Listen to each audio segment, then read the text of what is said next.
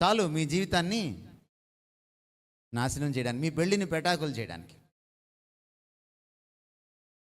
ఈరోజు నా భార్య భర్తతో కళ్ళల్లోకి కళ్ళు పెట్టి చూసి మాట్లాడే టైం లేదు. ఆమె సెల్ ఫోన్ చూసుకుంటూ ఈయనతో మాట్లాడుతుంది, ఈయన సెల్ ఫోన్ చూసుకుంటూ ఆవిడతో మాట్లాడతాడు.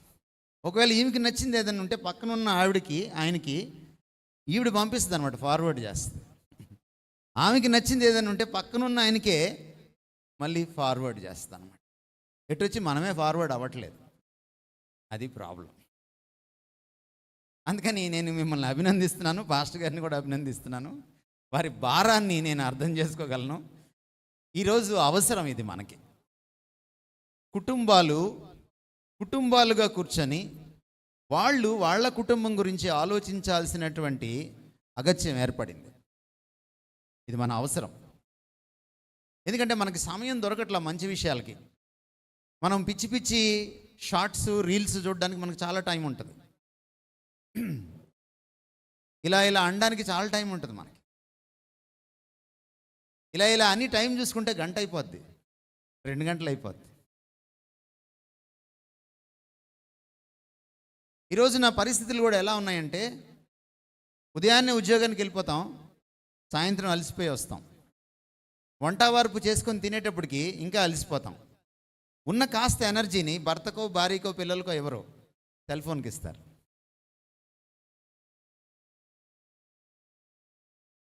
అవునా కదా? మీరు ఎప్పుడైతే మాట్లాడుకోరో మీరు అర్థం చేసుకోలేరు. మీరు ఎప్పుడైతే మాట్లాడుకోరో మీరు ఒక్కరి హృదయాన్ని ఇంకొకళ్ళు తెలుసుకోవడం కష్టమైపోతుంది. ఎప్పుడైతే ఒకరినొకరు తెలుసుకోరో ప్రేమ పుట్టదు. ఇది కమ్యూనికేషన్ సాధనం. ఇదేంటిది? కమ్యూనికేషన్కి సాధనం. కానీ ఈ రోజున దీనివల్లే భార్యాభర్తల మధ్య ఏమొచ్చింది? కమ్యూనికేషన్ గ్యాప్ వచ్చింది. ఇది టెక్నాలజీలో ఉన్న అద్భుతమైన బ్లెస్సింగ్. సోషల్ మీడియా ఏం చేసిందంటే మన మధ్యలో సోషల్ రిలేషన్షిప్ లేకుండా చేసింది. సోషల్ మీడియాలో మీడియా ఎక్కువ, సోషల్ తక్కువ. అది ప్రాబ్లం. ఫేస్బుక్ ఏం చేసిందంటే ఫేస్ టు ఫేస్ చూసుకోవడం మానేసేలా చేసింది. అందులో ఫేస్ తక్కువ, బుక్ అవడం ఎక్కువ. ఇది ప్రాబ్లం. అందుకని మనం అప్పుడప్పుడు ఇలా కూర్చొని ఇవన్నీ ఒక్కసారి పక్కన పెట్టి మనము ఆత్మవిమర్శ చేసుకోవాలి. అది కూడా దేవుని వాక్యపు వెలుగులో ఆత్మవిమర్శ చేసుకోవాలి. చాలా అవసరం. మీరు ఏ మతస్థులైనా, మీరు ఏ బ్యాక్గ్రౌండ్ నుంచి వచ్చినా కుటుంబం చాలా కీలకమైంది. ఇది చాలా చాలా అవసరం. ఏ భార్యాభర్తలు ఒకరికొకరు టైం ఇవ్వరో, ఏ తల్లిదండ్రులు పిల్లలకి టైం ఇవ్వరో, ఏ పిల్లలు తల్లిదండ్రులని పట్టించుకోరో ఆ కుటుంబాలు నాశనం అయిపోతాయి. మీరు బతుకుతారు కానీ కుటుంబాన్ని ఎంజాయ్ చేయలేరు. అందుకని ఈ రోజున కుటుంబం గురించి, వివాహం గురించి, తల్లిదండ్రుల గురించి, పిల్లల పెంపకం గురించి మనం కొన్ని విషయాలు మాట్లాడుకోవాలి. మనం వాక్యంలోకి తొంగి చూడడానికి ప్రయత్నం చేద్దాం. చాలా విషయాలు మీకు చెప్పాలని వచ్చాను, ఎంత సమయం ఉందో నాకు తెలియదు. మనం ఆలస్యంగా ఆరంభించాం కాబట్టి మీరు ఆలస్యంగా ఇళ్ళకి వెళ్ళడానికి ఇష్టపడండి. చిట్ట చివరి ఉపవాసం అనుకోండి. ఈస్టర్ రోజేం ఉపవాసం సార్ అంటే మంచిదే. కుటుంబం కోసం ఉపవాసం ఉండడం మంచిదే. ఉపవాసం అంటే ఇంటికి వెళ్ళి తినచ్చు, కాస్త లేటుగా తినండి. పోస్ట్ పోన్ చేసే ఉపవాసం. ఎందుకంటే మనం ఆలస్యంగా ఆరంభించుకున్నాం కాబట్టి ఇది అవసరం. కాబట్టి వాచ్ల వంక చూడొద్దు. మీరు చెప్పే విషయాల్ని వాక్యపు వెలుగులో మిమ్మల్ని మీరు నిశ్చితంగా విమర్శించుకోండి. మీ పక్కన ఉన్న ఆడపడుచునో, మీ పక్కన కూర్చున్న వదిన గారినో వాళ్ళని చూడద్దు. మిమ్మల్ని మీరే పరీక్ష చేసుకోండి. మీరు పిల్లలైతే పిల్లలుగా మీరు ఎలా ఉన్నారు తల్లిదండ్రుల పట్ల? మీరు తల్లిదండ్రులైతే పిల్లలకి మీరేం చేస్తున్నారు? మీరు భార్యలైతే భర్తల పట్ల మీరు ఎలా ఉన్నారు? మీరు భర్తలైతే భార్యల పట్ల ఎలా ఉన్నారు? వీటి విషయాల్లో మీరు మీ అంతటా మీరే ఆత్మ విమర్శ, స్వపరీక్ష చేసుకోవాలి. ఆ సమయం ఆసన్నమైంది. అప్పుడే మీరు ఇక్కడ నుంచి ఒక ఆశీర్వాదంతో వెళ్ళడానికి ఉంటుంది. మనం టైటిల్ ఏం పెట్టాము సార్? టైటిల్ ఏం పెట్టాము? కుటుంబ ఆశీర్వాద. కుడికి వచ్చి వెళ్ళిపోగానే ఆశీర్వాదం రాదు.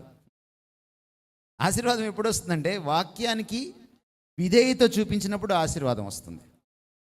మీరు ధర్మశాస్త్రంలో చివరి పుస్తకం చెప్పగలరా? పేరేంటో? ధర్మశాస్త్రంలో ద్వితీయోపదేశకాండం. ధర్మశాస్త్రంలో 5 పుస్తకాలు ఉన్నాయి. మొదటి 5 పుస్తకాలను ధర్మశాస్త్రం అంటాం. మన క్రైస్తవ ధర్మశాస్త్రంలో చిట్ట చివరి పుస్తకం ద్వితీయోపదేశకాండం. ద్వితీయోపదేశకాండంలో చివరి అధ్యాయాల్లోకి మీరు వెళ్ళి చూస్తే దేవుడు చాలా స్పష్టంగా ఏం చెప్పాడంటే, మీరు విధేయత చూపిస్తే నా మాటలకి మీకు ఆశీర్వాదం, మీరు అవిధేయత చూపిస్తే మీకు శాపం. అర్థమైందండి? ఆశీర్వాదం లేని చోట ఏముంటుంది? ఆశీర్వాదంకి ఆపోజిట్, వ్యతిరేక పదమే, యాంటోనిమ్ అదన్నమాట. సో విధేయత నుంచే ఆశీర్వాదం వస్తుంది. మనం చాలాసార్లు అనుకుంటాం ఆశీర్వాదాలు ఎలా వస్తాయంటే, పాస్టర్ గారిని పిలిచి భోజనం పెడితే ఆశీర్వాదం వస్తుంది, బరువైన కవర్ ఇస్తే ఆశీర్వాదం వస్తుంది కదా, ఇలా అనుకుంటాం కదా. మనకు చాలా క్రైస్తవ మూఢనమ్మకాలు ఉన్నాయి మనకి. మిమ్మల్ని అలాంటి మూఢనమ్మకాల్లో ఉంచేస్తారు కూడా దైవజనులు. ఎందుకంటే వాళ్ళకి చాలా బాగుంటుంది, భోజనం బాగుంటుంది. అందులో గోదావరిలో భోజనం అంటే ఒక జంతువు బెటరు, అన్ని జంతువులు బల్ల మీదకి వచ్చేస్తాయి. అవన్నీ ఒక పొట్టలోకి వెళ్ళి ఎలా కొట్టుకుంటాయో నాకే తెలియదు.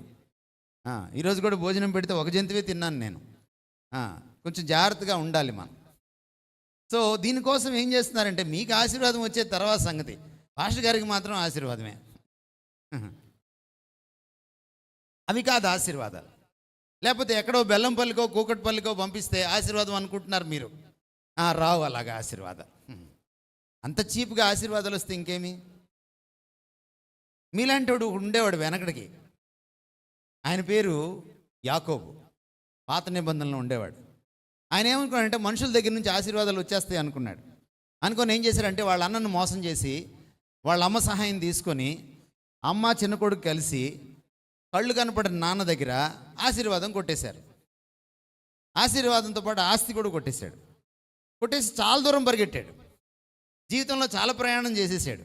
చేసిన తర్వాత అయ్యగారికి అర్థమైంది, ఇలా రాదురా ఆశీర్వాదం అని. ఆశీర్వాదం కొట్టేసినాడు మళ్ళీ ఆశీర్వదిస్తావా లేదా అని దేవుడితో పెనుగులాడడం చూస్తే మనకు ఆశ్చర్యం లేదా? ఎందుకంటే మీరు ఒక చాప్టర్ చదువుతుంటే పక్క చాప్టర్ మర్చిపోతారేమో, అందుకే మీకు అర్థంగా ఉండదు. అతని బ్యాక్గ్రౌండ్ ఏంటి? దేవుడితో పెనుగులాడడం. ఎందుకు పెనుగులాడాడు? ఆశీర్వాదం కోసం. మరి ఏం కొట్టేసి వచ్చాడు ఆయన? మరి ఎందుకు ఇంకా ఆశీర్వాదం అంటే రాదు అలా ఆశీర్వాదం. తల్లిదండ్రుల నుంచి ఆశీర్వాదం వచ్చినా, పాస్టర్ గారి నుంచి ఆశీర్వాదం వచ్చినా, దైవజనుల నుంచి ఆశీర్వాదం వచ్చినా, ఆశీర్వాదానికి సోర్సు, మూలం ఎవరంటే దేవుడే. ఆశీర్వాదం ఎలా వస్తుందంటే దేవునితో ఉన్న సంబంధంలో వస్తుంది, దేవుని మాట వినడంలో వస్తుంది. ఈరోజు మనం ఆలోచింపబోయేటువంటి వాక్య విషయాల్ని మీరు వాటిని పాటించడానికి పూనుకున్నప్పుడు ఆశీర్వాదం మీ కుటుంబాల్లో ఆరంభమవుతుంది. I want to make it very clear before I start. Right? కొన్ని విషయాల్ని మీకు కుటుంబం గురించి, వివాహం గురించి, వీలైతే సమయం ఉంటే పిల్లల పెంపకం గురించి నేను వాక్యం నుంచి కొన్ని విషయాలు మీకు చూపించాలని అనుకుంటూ ఉన్నాను. ఎఫెసీ పత్రిక 3వ అధ్యాయము 14-15 వచనాలు ఎవరైనా చదువుతారండి? ఎఫెసీ పత్రిక 3వ అధ్యాయము. మీరు ఎవరైనా ఒకరికి మైక్ ఇవ్వండి, వాళ్ళు ఒకళ్ళే చదవండి ఎవరైనా స్పష్టంగా. తెలుగులో మైక్ దగ్గర పెట్టుకోండి. త్వరగా బైబిల్ తీసేవాళ్ళు, త్వరగా చదవగలిగిన వాళ్ళు, ముక్కలు ముక్కలుగా చదవద్దు. అమ్మా చదవండి ఈ హేతు చేత.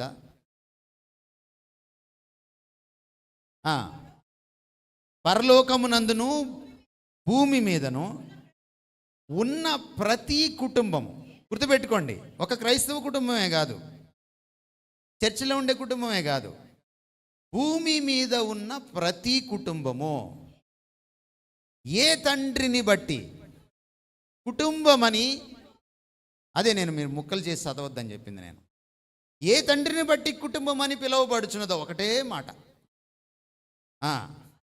మీరు ముక్కలు ఎప్పుడు చేయాలంటే మధ్యలో పాస్టర్ గారు అంటుంటారు ఒక ఆయన, అప్పుడు చేయాలి మీరు. ఆ ఇంటర్లూడ్స్ నేను వేయను, కాబట్టి మీరు అలా ముక్కలు చేయక్కర్లేదు. ఎవరిని బట్టి కుటుంబం అని పిలువబడుతుందండి? ఏ తండ్రినా, ఎవరైనా పరలోకంలో ఉన్న తండ్రి. మీరు ఎప్పుడైనా ఆలోచించారా? త్రియేక దేవుడి గురించి క్రైస్తవ పుస్తకంలో మాత్రమే ఉంది. ఏ మతంలో కూడా దేవుని త్రియేకత్వం గురించి ఎక్కడా లేదు. దేవుడు ఆత్మ, ఇతర మతాల్లో కూడా దేవుడు ఆత్మస్వరూపి, పరమాత్మ స్వరూపి అని ఉంది.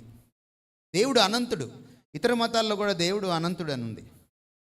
దేవుడు కోపగిస్తాడు, ఇతర మతాల్లో కూడా ఉంది.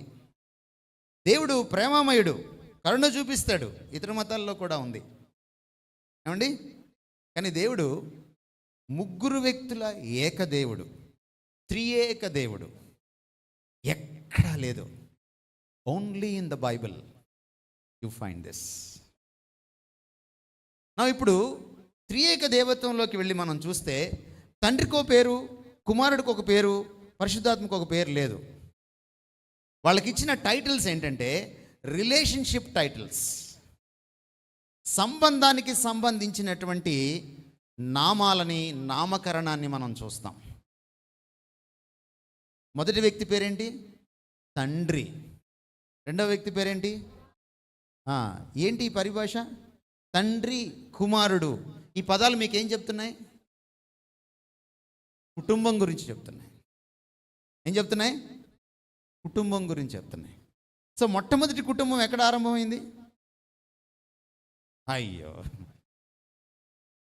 ఇప్పుడే చెప్పాను కదా, దేవునిలో. మొదటి తండ్రి ఎవరు ఈ ప్రపంచంలో? దేవుడు. మొదటి కుమారుడు ఎవరు ఈ ప్రపంచంలో? మొదటి కుటుంబం ఏంటి ఈ ప్రపంచంలో? దైవ కుటుంబం, త్రియేకత్వంలో ఉన్న కుటుంబం. ఇవి కుటుంబ పదాలు, ఇవి కుటుంబ సంబంధ పదాలు, ఇవి terms of relationship in a family. మీకు అర్థమవుతుందండి మీకు? కాబట్టి కుటుంబానికి మూలం ఎవరు? పరమ తండ్రి. తండ్రి అంటే ఇప్పుడు చాలా అర్థాలు వస్తున్నాయి. చర్చిలో కూడా తండ్రి అయిపోయారు ఇప్పుడు చాలామంది. చర్చి తండ్రులు ఉన్నారు, అయ్యగారులు అమ్మగారులు వచ్చేసారు కదా. అందుకే మీరు ఒట్టి తండ్రి అంటే చాలా పెద్ద ప్రమాదం. ఏ తండ్రి? పరమ తండ్రి. సో పౌలు అంటున్నాడు, నువ్వు కుటుంబంగా ఉండడానికి మూలం ఎక్కడుందంటే ఇదిగో ఈ తండ్రి దగ్గర ఉంది. ఏ తండ్రిని బట్టి భూమి మీద ఉన్న సర్వ కుటుంబాలు కుటుంబాలని పిలువబడుతున్నాయో అంటున్నాడు. సో మీ కుటుంబం బాగుపడాలంటే మూలాలు ఎక్కడ ఉండాలి? ఇదిగో ఈ బైబిల్ దేవుడితో మీరు కనెక్ట్ అవ్వాలి. అందుకని ఈ త్రియేక దేవత్వంలో ఉన్నటువంటి ఈ సంబంధంలో, ఈ కుటుంబ సంబంధ బాంధవ్యాల్లో ఉన్నటువంటి విషయాల నుంచే మీ కుటుంబానికి తగినటువంటి సూత్రాలన్నీ వస్తాయి. మీ కుటుంబానికి తగినటువంటి శక్తి అంతా వస్తుంది. మీ కుటుంబానికి తగినటువంటి సహాయం అంతా వస్తుంది. మీ కుటుంబం ఎలా ఉండాలో నమూనా అక్కడే ఉంటుంది. మనం పక్క కుటుంబాన్ని చూసి వాత పెట్టుకోకూడదు. మనం చూడవలసింది ప్రతి కుటుంబము ఈ పర కుటుంబాన్ని, ఈ పరమ కుటుంబాన్ని, ఈ త్రియేక దేవత్వంలోని కుటుంబాన్ని మనం చూడాలి. ఇది మొదటి సత్యం, మీరు గ్రహించాలి. అందుకనే కుటుంబాలు బాగుండాలంటే పునాది ఈ బైబిలు త్రియేక దేవుడు అయి ఉండాలి. ఎవరైతే ఈ పునాది మీద కుటుంబాలు కట్టుకోలేదో తమ కుటుంబాలని, వాళ్ళు తమ కుటుంబాలని దేవుడు ఏ ఒరిజినల్ ఉద్దేశంతో చేశాడో దానికి తగ్గట్టుగా కుటుంబాలని నెరపలేరు, నడిపించలేరు, మనగలలేరు, మనుగడ సాధించలేరు. అంటే కుటుంబంలో ఉన్నటువంటి తండ్రికి, తల్లికి, భార్యాభర్తలకు, పిల్లలకు, అందరికీ ఈ దేవుడితో ఒక సత్సంబంధం ఉండాలి. ఊరికే చర్చికి వచ్చి వెళ్ళిపోవడం కాదు. ఎప్పుడు చర్చ అయిపోద్దా సెల్ ఫోన్ ఆన్ చేద్దాం అనేది ఒక బ్యాచ్.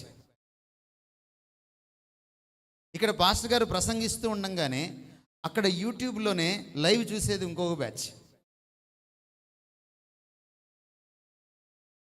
ఇక్కడ పాస్టర్ గారు ప్రసంగిస్తూ ఉండంగానే చర్చ్లో ఆరాధన కార్యక్రమం ఇంకా కాకుండానే మనము చాటింగ్ చేసేది ఇంకొక బ్యాచ్.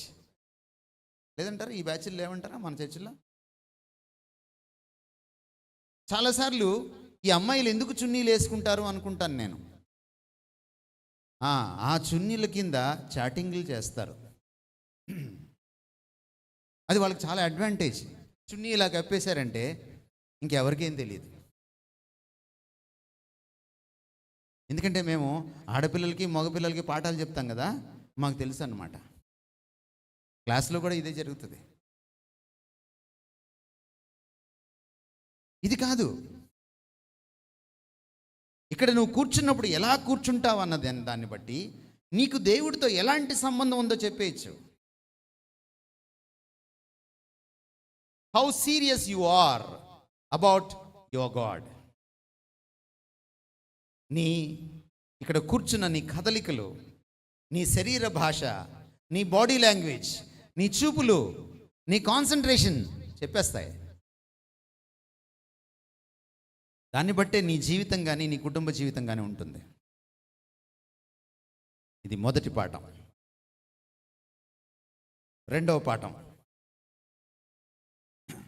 దేవుడు కుటుంబాన్ని ఏర్పరిచేటప్పుడు ఈ భూమి మీద దేవుడి తర్వాత మొదటి కుటుంబం ఎవరు?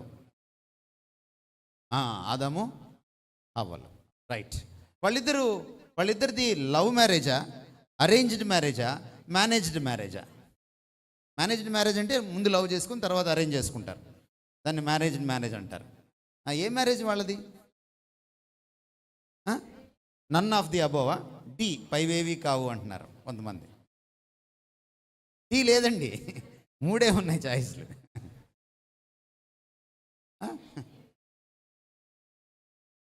అయ్యో నేనేం అడిగానండి? లవ్ మ్యారేజా, అరేంజ్డ్ మ్యారేజా, లేకపోతే మేనేజ్డ్ మ్యారేజా అని అడిగాను. బి కదా, అరేంజ్డ్ మ్యారేజ్. రైట్.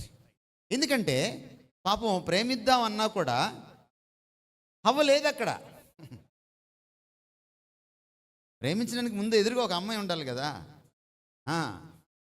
దేవుడు పెళ్లి ఫిక్స్ చేసేసిన తర్వాత, అవ్వని సృష్టించేసిన తర్వాత అప్పుడు చూశాడు ఆయన. పెళ్ళయ్యాక ప్రేమించాడు. ఇప్పుడు చాలామందికి రాంది ఏంటంటే పెళ్ళికి ముందు ప్రేమించడం వస్తుంది మనందరికీ, పెళ్ళయ్యాక ప్రేమించడమే రావట్లేదు. అందుకనే కుటుంబాలు ఇలా తగలడ్డాయి. పెళ్ళి కాకముందు ప్రేమించడం ఎనీ డాగ్ విల్ డూ, ఎవరైనా చేయగలరు. పెళ్ళి అయిన తర్వాత ప్రేమించడం ఉంటుంది చూసారా, అది చాలా ఛాలెంజ్. ఎందుకంటే మనం దగ్గరకు వస్తాం, దేవుడికి దగ్గర అయ్యే కొద్దీ ఇంకా దగ్గర అవ్వాలనిపిస్తుంది, మనిషికి దగ్గర అయ్యే కొద్దీ ఎందుకు దగ్గర అయ్యామా అనిపిస్తుంది. అది పెద్ద ఛాలెంజ్. పెళ్ళైన తర్వాత ప్రేమించడం చాలా పెద్ద ఛాలెంజ్. మీ అమ్మ నాన్నని చూడండి, వాళ్ళు ఇంకా కలిసి ఉన్నారంటే వాళ్ళు చాలా గొప్పవాళ్ళు అనమాట. వాళ్ళు మీ చిన్నప్పుడే విడిపోయారు అనుకోండి, మీ బతుకు కూడా చింపేసిన విస్తరే. You need to thank for your mom and dad because they are together. వాళ్ళు ఇంకా కలిసి ఉన్నారు. ఇది సామాన్యమైన విషయం కాదు. సో మ్యారేజ్ అనేది దేవుడు అరేంజ్ చేసింది, దేవుడు నియమించింది. మీరు ఆంథ్రోపాలజీలో చదివినట్టు ముందు ఆది మానవుడు పుట్టాడు, తర్వాత రాతి యుగం వచ్చింది, తర్వాత లోహయుగం వచ్చింది, ఆ తర్వాత నెమ్మదిగా పెళ్లి చేసుకోవాలనిపించింది. పెళ్ళి అనేది మనుషులు సృష్టించుకున్నారు కాబట్టి పెళ్లి చేసుకోకపోయినా పర్వాలేదు. ఈ మధ్య వింటున్నారు కదా మీరు, ఈ మధ్య ఎన్ని పెళ్ళిళ్ళు చేసుకున్నా పర్వాలేదు, ఇది కూడా వచ్చేసింది కదా. లేదది దేవుడు సృష్టించాడు. ఒక ఆదాముకి ఒక హవ్వనే ఇచ్చాడు, ఒక హవ్వకి ఒక ఆదామునే ఇచ్చాడు. ఇప్పుడు ఈ మధ్య ఇంకో రకమైన పెళ్ళిళ్ళు వచ్చినాయి. ఆదాముకి ఒక ఆదాము, హవ్వకి ఇంకొక హవ్వ, హవ్వ ఇలాంటి పెళ్ళిళ్ళు కూడా వచ్చినాయి. గే మ్యారేజెస్. నో, అలా చేయలే దేవుడు. So marriage is God's design. దేవుడు డిజైన్ చేశాడు దీన్ని. మొన్న మధ్య కొన్ని సంవత్సరాల క్రితం బర్కా దత్ అనేటువంటి ఒక మంచి జర్నలిస్ట్, ఆవిడ ఎన్డీటీవీలో ఒక ప్రోగ్రామ్ కండక్ట్ చేస్తుంది గే మ్యారేజెస్ గురించి. హోమోసెక్షువాలిటీ అండ్ చర్చ్ అని హెడ్డింగ్ పెట్టింది ఆవిడ. చర్చ్ క్రైస్తవ సంఘము, స్వలింగ సంపర్కులు హెడ్డింగ్ పెట్టి, ఈ చర్చ్ వ్యతిరేకంగా ఉంది స్వలింగ సంపర్కులకు, ఈ గేస్కి చాలా వ్యతిరేకంగా ఉంది, వాళ్ళ యొక్క అభిమానాన్ని వీళ్ళు లాగేసుకుంటున్నారు, వాళ్ళని గౌరవించట్లేదు అని చాలామందితో డిస్కషన్ చేస్తూ ఉంది. చేస్తూ వాళ్ళ కంక్లూజన్ చేశారు, ఇది న్యాచురల్. ఇది ఒక బాయ్ ఇంకో బాయ్ని ఇష్టపడడం, పెళ్లి చేసుకోవడం, ఒక స్త్రీ ఒక అమ్మాయి ఇంకొక అమ్మాయిని ఇష్టపడి పెళ్లి చేసుకోవడం, ఇది చాలా న్యాచురల్ ఇది. అప్పుడు నేను ఆవిడకి SMS పెట్టాను ప్రోగ్రాం జరుగుతూ ఉండగానే, డియర్ బర్కా, ఇది చాలా న్యాచురల్ మీరు అంటున్నారు కదా, వాళ్ళిద్దరిని కాస్త పిల్లల్ని కలమనండి, because it is natural. Barkha దగ్గర నుంచి నాకు ఈరోజు వరకు ఆన్సర్ లేదు. చాలామంది ప్రశ్నల్ని ఆవిడ తీసుకుంది కానీ నా ప్రశ్న తీసుకోలేదు, ఎందుకంటే ప్రోగ్రాం వీగిపోద్ది.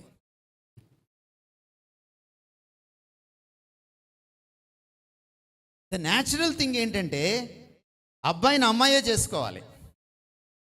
దేవుడు దీన్ని డిజైన్ చేశాడు. ఏమంటే అర్థమవుతుందా? ఎందుకంటే ఇప్పుడు కుటుంబాల్లోకి ఇది కూడా వచ్చేసింది. అందుకే చెప్తున్నాను మీకు, చాలామందికి తల్లిదండ్రులకి తెలియని విషయాలు లోపలికి వచ్చాయి. ఎందుకంటే ఇది బుల్లిపెట్టి ఉంది కదా, ఇది చిన్నదే కానీ ఇది తెచ్చేటువంటి నష్టం చాలా పెద్దది. So marriage is God designed and God ordained.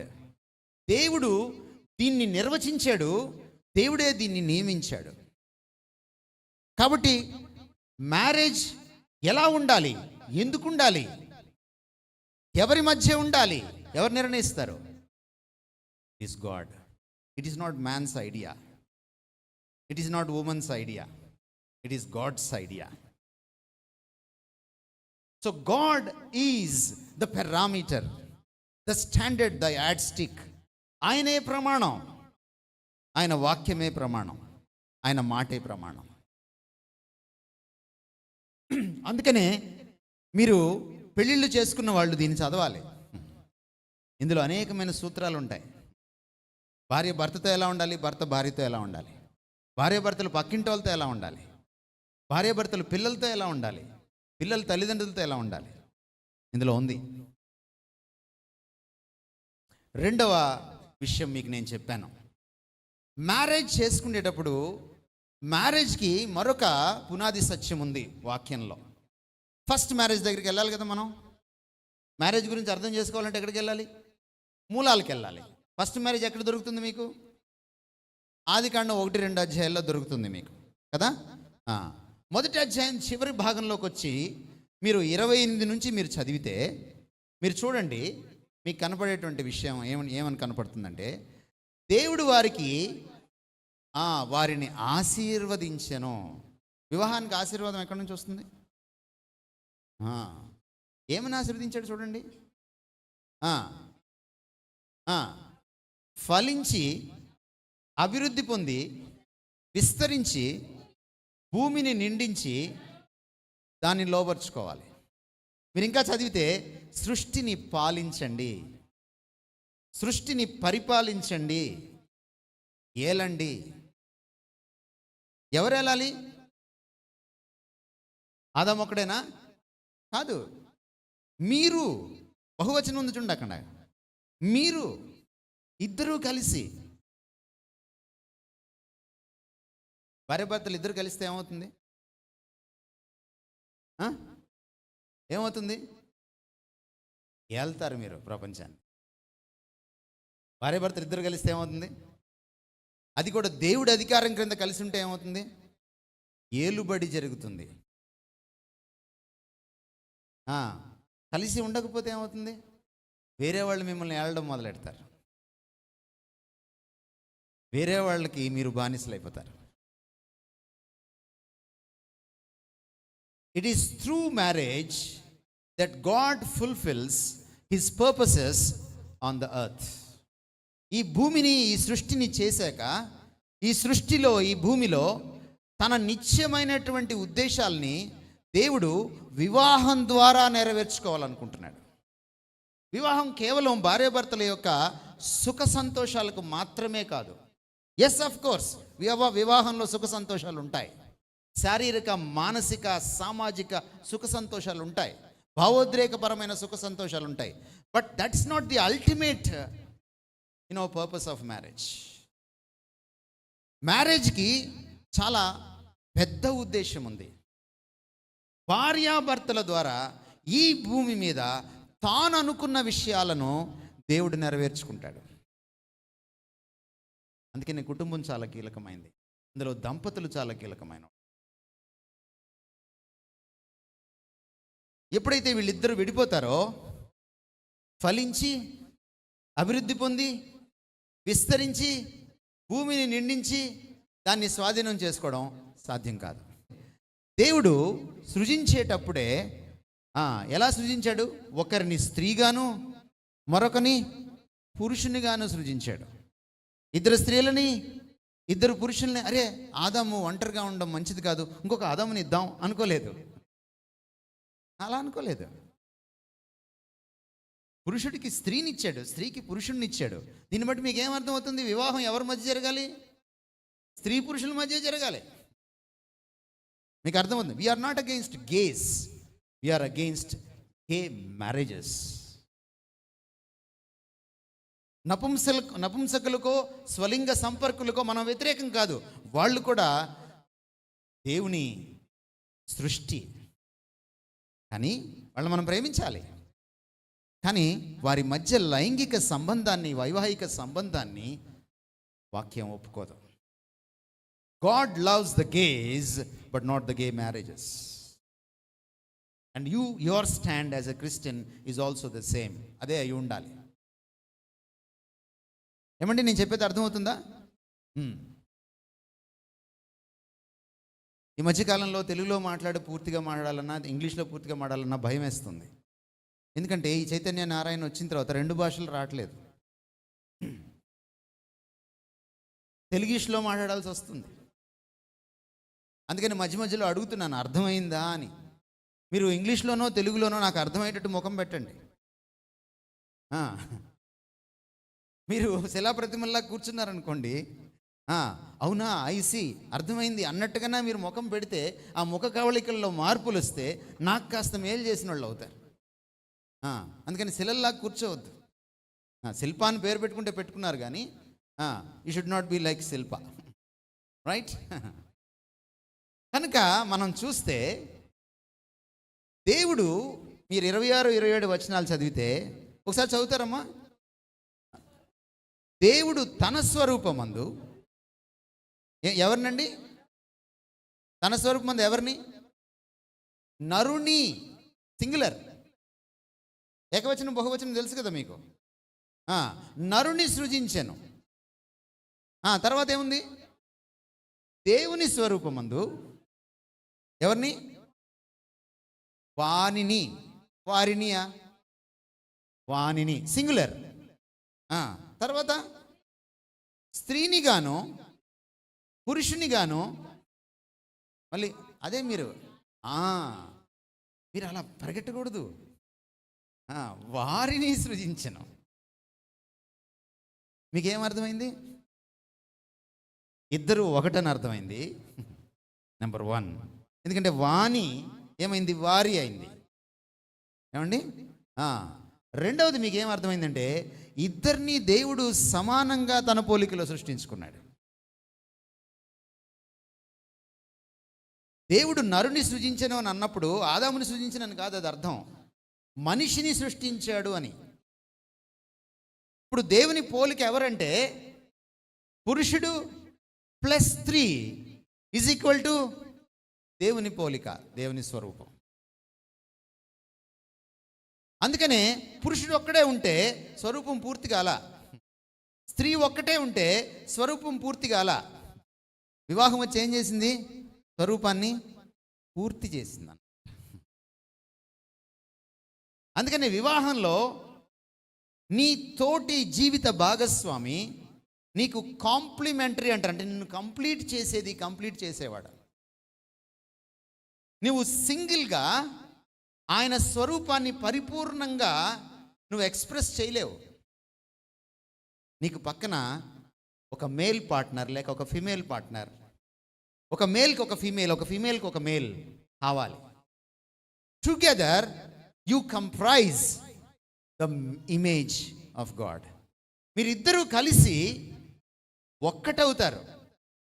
పక్క అధ్యాయంలో 24వ వచనంలో వాళ్ళిద్దరూ కలిసి ఒక్కటవుతారని చెప్పాడు.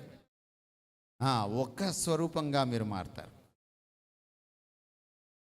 అర్థమవుతుందండి మీకు నేనేం చెప్తున్నాను?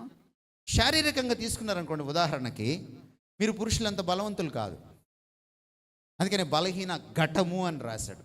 ఘటము అంటే శరీరం అన్నమాట. స్త్రీలు ఏ విషయంలో బలహీనలు? ఒక్క శరీరం విషయంలో మాత్రమే. Note this point your honour, బలహీనలు. మిగిలిన చాలా విషయాల్లో స్త్రీలు పురుషుల కంటే బలవంతులు. పెళ్ళైన వాళ్ళకి ఈ పాటికి అర్థమై ఉండాలి, ముఖ్యంగా పురుష జాతికి బాగా అర్థమై ఉండాలి. కాదంటారా? ఎవరైనా పెళ్ళైన పురుష ఎవరైనా కాదనగలరా? మా ఆవిడ స్ట్రాంగ్ కాదు అని మీరు అనగలరా? No, you cannot say. ఈ స్టేజ్ మీద టచ్ అని చెప్పి పడేస్తూ ఉంటారు కదా, వాళ్ళకి ఒక దైవజనుడు ఒక ప్రశ్న వేశాడు, అయ్యా నువ్వు టచ్ అని చెప్పి చాలామందిని పడేస్తున్నావు, స్టేజ్ మీద నీ భార్యను పడేయగలవా అని అడిగాడు.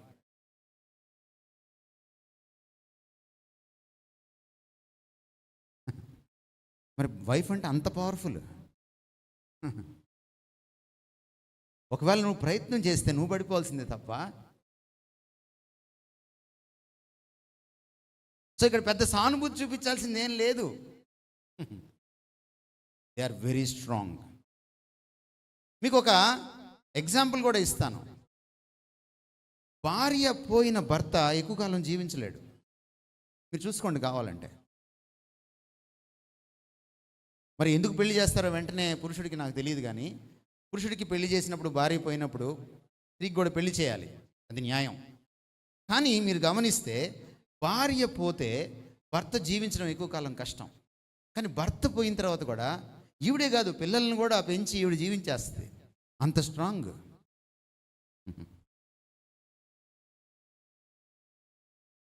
అంటే నేనేం చెప్తున్నానంటే భర్తలో ఉన్న బలహీనతల్ని భార్య పూడుస్తుంది, భార్యలో ఉన్న బలహీనతల్ని భర్త పూడుస్తాడు. ఒకరికొకరు ఇద్దరూ కావాలి, ఒకరికొకరు ఇద్దరు కావాలి. అదే వివాహం అంటే. వివాహం అంటే నేను గొప్ప అనేది కాదు. వివాహం అంటే నువ్వు నాకు కావాలి, నువ్వు లేకపోతే నేను ఉండలేను అనేది వివాహం అని ఇద్దరూ అనుకున్నప్పుడు అది వివాహం. మీరు వెళ్ళి ఏ సైకాలజిస్ట్నైనా అడగండి, ఇది కరెక్టో కాదో చెప్తారు మీకు.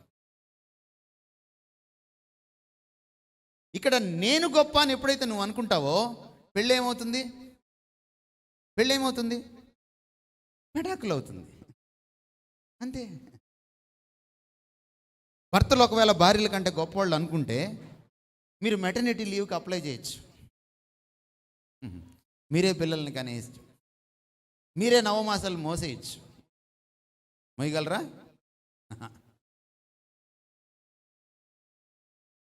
చాలా మీరు చేయలేనివి స్త్రీలు చేయగలరు, చాలా స్త్రీ చేయలేనివి పురుషుడు చేయగలడు. ఎవరి కెపాసిటీ వాళ్ళదే. దేవుడు నీకెందుకు యూనిక్ కెపాసిటీ ఇచ్చాడంటే నీ భార్యకి పనికి రావాలని. భార్యకి ఎందుకు యూనిక్ కెపాసిటీ ఇచ్చాడంటే అది భర్తకు పనికి రావాలని. నరుడు ఒంటరిగా ఉండడం మంచిది కాదంటే ఆదాము ఒక్కడే ఒంటరిగా ఉండడం మంచిది కాదని కాదు.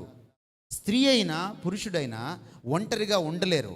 ఎందుకంటే ఇద్దరు కలిస్తేనే స్వరూపం కంప్లీట్ అవుతుంది, దైవ స్వరూపం కంప్లీట్ అవుతుంది. అర్థమవుతుందండి మీకు? ఈ సత్యాలు మీకు అర్థమైతే మీరు వివాహంలో ఒకరినొకరు గౌరవించుకోవడం, ఒకరికొకరు ఇచ్చిపుచ్చుకోవడం, ఒకరికొకరు పెద్దపీట వేసుకోవడం మీకు తెలుస్తుంది. వివాహంలో స్పేస్ అంటే అర్థం ఏంటంటే నా స్పేస్లోకి నువ్వు రా అండం, నా స్పేస్లో నేనుంటా నీ స్పేస్లో నువ్వు ఉండు అండం కాదు వివాహం. అది విడాకులు. పెళ్లి కాని విడాకులు చాలా ఉన్నాయి. మామూలుగా విడాకులు తీసుకునే వాళ్ళు వేరు, ఒకే కప్పు కింద విడి ఆకులతో ఉండేవాళ్ళు చాలామంది ఉన్నారు.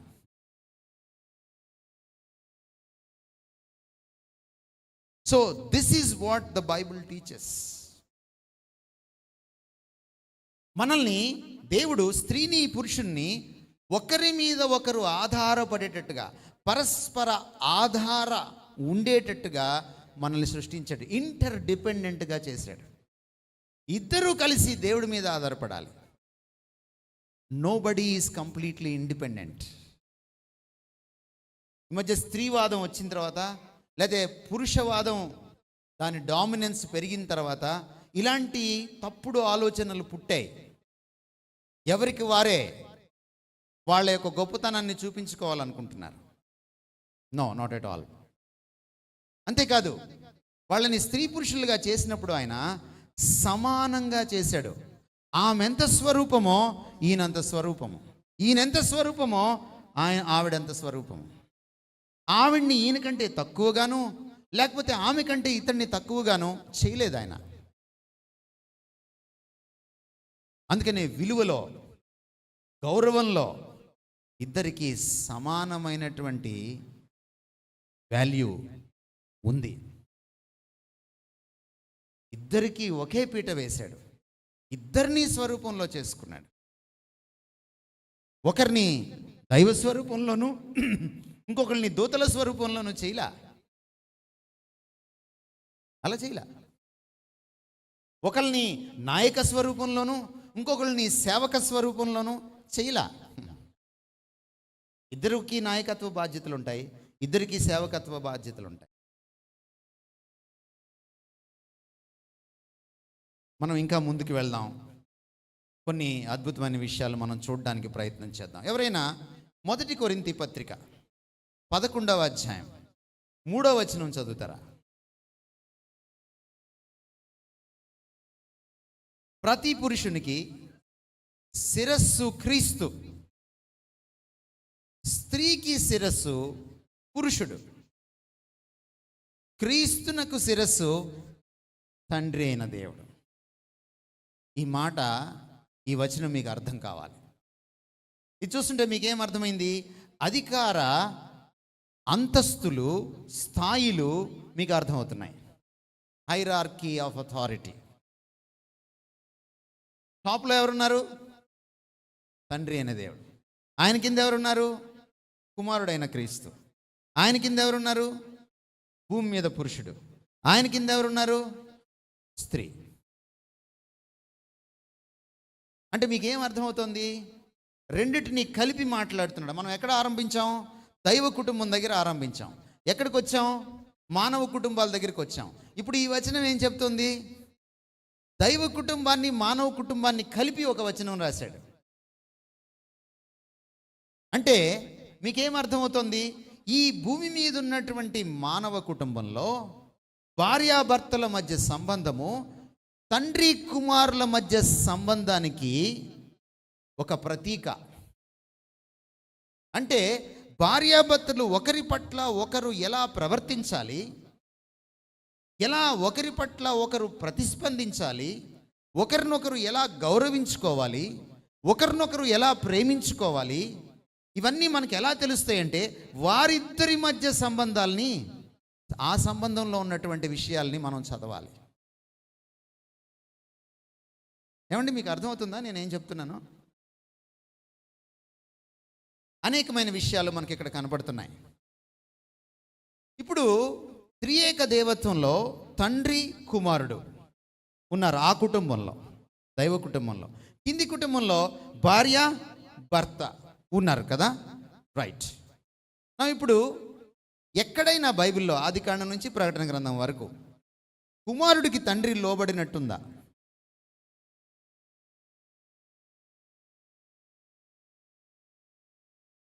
ఆ? 66 పుస్తకాల్లో ఎనీవేర్ లేదు. ఎప్పుడు తండ్రికి ఎవరు లోబడతారు? ఫిక్స్డ్, అది ఇటర్నల్లీ ఫిక్స్డ్, నిత్యత్వం అంతా. ఇప్పుడు నేను ఇంకో ప్రశ్న వేస్తా, సబ్ క్వశ్చన్. ఇప్పుడు ఎప్పుడు కుమారుడే తండ్రికి లోబడతాడు కదా, మరి కుమారుడు తండ్రికి సమానుడా తక్కువ వాడా? ఏమండి, సమానుడేనా? షూరా? ఆయన దేవునితో సమానుడై ఉండుట విడిచిపెట్టకూడని భాగ్యం అది నిజానికి, కానీ అలా ఎంచుకోలేదు. ఆయన దేవునితో సమానుడేనా? సమానుడు. ఇప్పుడు చెప్పండి, ఇప్పుడు అది ఈ కింద ఉన్నటువంటి కుటుంబానికి మోడల్ కదండి, ఆ దైవ కుటుంబానికి ప్రతీక కదా ఈ కింద కుటుంబము. ఇప్పుడు జీవితాంతము భార్యే లోబడాలా భర్తకి? ఎస్ యువర్ ఆనర్, భార్యే లోబడాలి. మీ భార్య భర్తలు ఎంతకాలం ఉంటుంది మీ కాపురం? మహా అయితే ఏమండి, మధ్యలో ఏం అవాంతరాలు రాకపోతే ఎంతకాలం ఉంటుంది? మహా అంటే షష్ఠి పూర్తి చేసుకుంటారు, అంతేగా.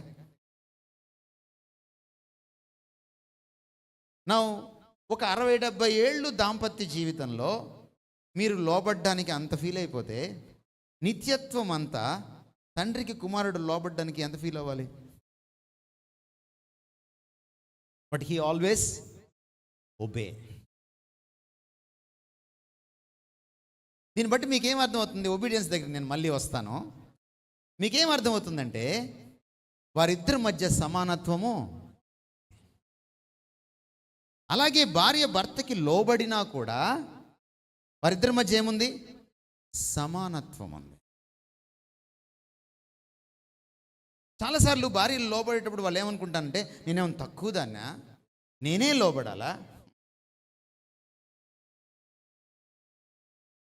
భర్తలు చాలాసార్లు కాళ్ళు నొక్కించుకుంటారు, కానీ భార్యలు కాళ్ళు పట్టుకొని లాగేయగలరు సరిగా చూడకపోతే. ఏమండి, వాళ్ళు అంత సమర్థులు కూడా. అందుకని భార్య అయినా భర్త అయినా, భార్య లోబడుతున్నప్పుడు భర్త ఫీల్ అయిపోకూడదు, నేను నీకంటే గొప్ప అనుకోకూడదు. భర్త సమానరాలు కావాలని కిందకి దిగి నీకు విధేయత చూపిస్తోంది. భార్య కూడా విధేయత చూపించేటప్పుడు నేను తక్కువ దాన్నన్న ఫీలింగ్తో చేయకూడదు. ఆ సెల్ఫ్ డిగ్నిటీ పోకూడదు. అర్థమవుతుందండి మీకు నేనేం చెప్తున్నాను? ఇంకో రకంగా చెప్పాలంటే, నీ విధేయత నిన్ను తక్కువ దానిగా చెయ్యదు. నీ భార్య విధేయత నీకంటే తక్కువ దానిగా నీ భార్యను చేయదు. They're equal. ఆయన యోహాను సువార్త 10:30లో అంటాడు, నేనును నా తండ్రియు ఏకమై ఉన్నాము. గ్రీక్లో చదివితే మూల భాషలో స్వభావమందు మేము సమానం. ఆయన ఎంత దేవుడో నేనంత దేవుణ్ణి. యేసుక్రీస్తు వారు అనేక చోట్ల ఈ విషయాలు మాట్లాడతాడు. తండ్రి తనంతట తాను ఎలాగూ జీవము కలిగి ఉన్నాడు, కుమారుడును తనంతట తాను జీవము కలిగి ఉన్నాడు. తండ్రి తీర్పు తీరుస్తాడు, కుమారుడు కూడా తీర్పు తీరుస్తాడు. తండ్రి సర్వాధికారి, కుమారుడు కూడా భూమి మీద పరలోకంలో సర్వాధికారం ఇవ్వబడింది. ఈక్వాలిటీ. ఎందుకంటే ఇద్దరు దేవుని స్వరూపం, పోలిక. ఈ విషయం మొట్టమొదట మీకు అర్థం కావాలి. అంటే అక్కడ ఇంకొక విషయం కూడా ఉంది. తండ్రికి కుమారునికి మధ్య ఎప్పుడు సఖ్యత, ఐక్యతే తప్ప అనైక్యత ఇప్పుడు ఉండదు. ఐక్యత ఎప్పుడు వస్తుంది? ఐక్యత ఎప్పుడు వస్తుంది? ఒకే మనస్తత్వం ఉన్నప్పుడు కదండి వస్తుంది కదా. తండ్రి లాంటి మనస్తత్వమే కుమారునికి, కుమారుని లాంటి మనస్తత్వమే తండ్రికి ఉన్నప్పుడు ఐక్యత వస్తుంది. భార్యలాగే భర్త, భర్తలాగే భార్య ఆలోచించడం నేర్చుకున్నప్పుడు ఏమొస్తుంది? ఐక్యత వస్తుంది. తండ్రి కుమారుల మధ్య ఎప్పుడైనా గొడవ వస్తుందా? చూడండి, కుమారుడు లోబడేటప్పుడు తండ్రికి కుమారుడికి మధ్య చిత్తాల్లో, సంకల్పాల్లో కొంచెం తేడా వచ్చింది. మొన్న మాండీ థర్స్డే అయిపోయింది. గుడ్ ఫ్రైడేకి ముందటి ఏంటి గురువారం. గుడ్ ఫ్రైడేకి ముందటి గురువారంన ఆయన గెత్సెమనెలో చెమట రక్తమొగునంతగా పోరాటం చేశాడు. ఏంటా పోరాటం? తండ్రి చిత్తమేమో ఈయన సిలువకి ఎక్కాలని, కుమారుడి చిత్తమేమో సిలువ దూరం కావాలని. ఎవరెవరికి లోబడ్డారు? యూనిటీ ఎలా వచ్చింది? తండ్రి దిగలా, కుమారుడు దిగాడు. అయినను నా చిత్తము కాదు నీ చిత్తం. ఇప్పుడు భార్య భర్తలకు ఏం అర్థమైంది?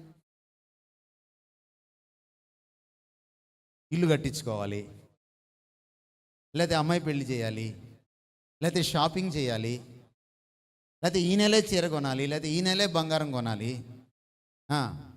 నీ చిత్తం వేరు, మీ ఆయన చిత్తం వేరు. నువ్వేమనాలి? చెమట రక్తమైనా సరే ఏమనాలి? ఏంటి నోట మాట రావట్లేదు ఏంటి? ఏమనాలమ్మా? అయినను నా చిత్తం కాదు నీ చిత్తమే భర్త గారు అనాలి. అప్పుడే వస్తుంది ఐక్యత. యేసుక్రీస్తు మాదిరి ఉంచాడు. ఆయన చేయకుండా చెప్పడం. ఆ రోజు వారి మధ్య ఐక్యత గెత్సెమనేలో వచ్చినప్పుడు ఏం బ్యూటీ ఏంటి? బయటికి వచ్చిన అద్భుతమైన సౌందర్యమైన విషయం ఏంటి? మనకి రక్షణ వచ్చింది. మనకేమొచ్చింది? లోక కళ్యాణం. వాళ్ళిద్దరి మధ్య సఖ్యత వచ్చినప్పుడు ఏమొచ్చింది? లోక కళ్యాణం. మీ ఇద్దరి మధ్య సఖ్యత వచ్చినప్పుడు ఏమొస్తుంది? కుటుంబ కళ్యాణం. కళ్యాణం అంటే మీకు తెలియదేమో మరి. కళ్యాణం అంటే కళ్యాణి, కళ్యాణం, పవన్ కళ్యాణం ఇలా తెలుసు అనుకుంటా మీకు. కళ్యాణం అంటే పెళ్ళి అలా అనుకోకండి. కళ్యాణం అంటే ఏంటంటే శుభం, కుటుంబ శ్రేయస్సు. ఇందులో ఉంది మీలో యూనిటీ వచ్చినప్పుడు.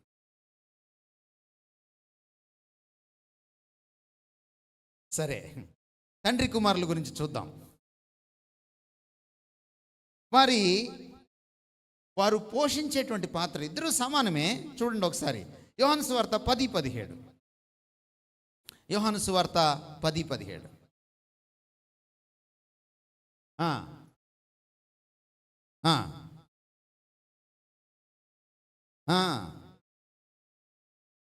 రైట్.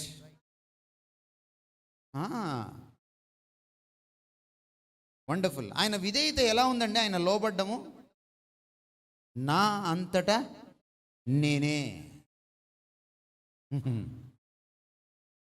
పాస్టర్ గారు చెప్పారని భర్తకు లోపడకూడదు, ప్రకాశం చెప్పాడని భర్తకు లోపడకూడదు. నువ్వు అంతటా నువ్వే.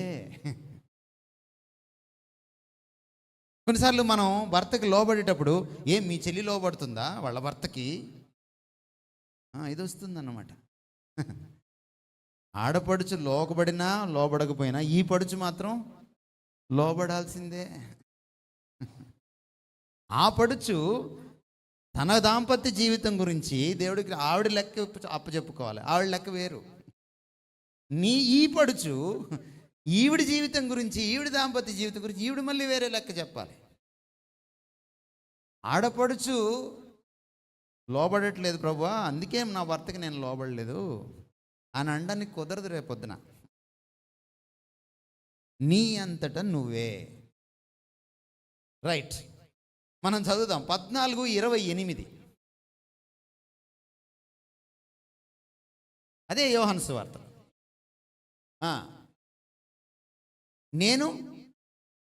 నేను వెళ్ళి మీ యొద్దకు వచ్చేదనని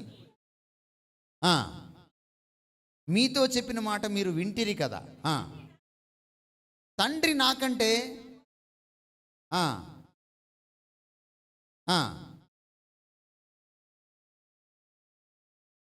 మీతో మీరు సంతోషించండి. 17:4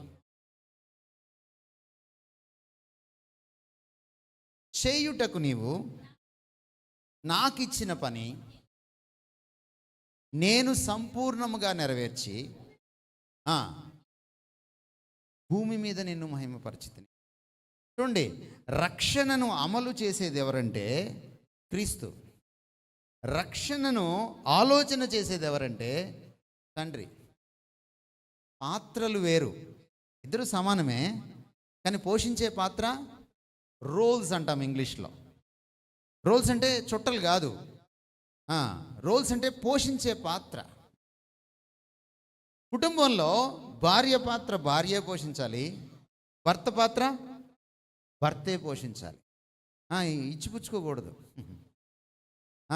మొదటి అబ్బాయిని నేను కన్నాను 9 మాసాలు మోసి, రెండో అబ్బాయిని నువ్వు కనవా 9 మాసాలు మోసి అనడానికి కుదరదు. ఎవరి పాత్ర వాళ్ళదే. అప్పుడప్పుడు ఆవిడ ఆడించలేకపోతే పిల్లోడిని నువ్వు ఆడించవచ్చు, అప్పుడప్పుడు ఆవిడ స్నానం చేయించలేకపోతే నువ్వు స్నానం చేయించవచ్చు, అంతవరకు పర్లేదు. కానీ కంప్లీట్గా మీ పాత్రల్ని ఇచ్చిపుచ్చుకోవడానికి, ఎక్స్చేంజ్ చేసుకోవడానికి కుదరదు. అవి ఫిక్స్డ్, అంతే, ఫిక్స్డ్ అంతే. మోడల్ ఎవరు మనకి? త్రియేక దేవతంలో ఉన్న కుటుంబం. కుమారుడు భార్యకు మోడలు, తండ్రి భర్తకు మోడలు. రైట్, ఇంకా చూద్దాం మనం. యోహాను సువార్త 5:20.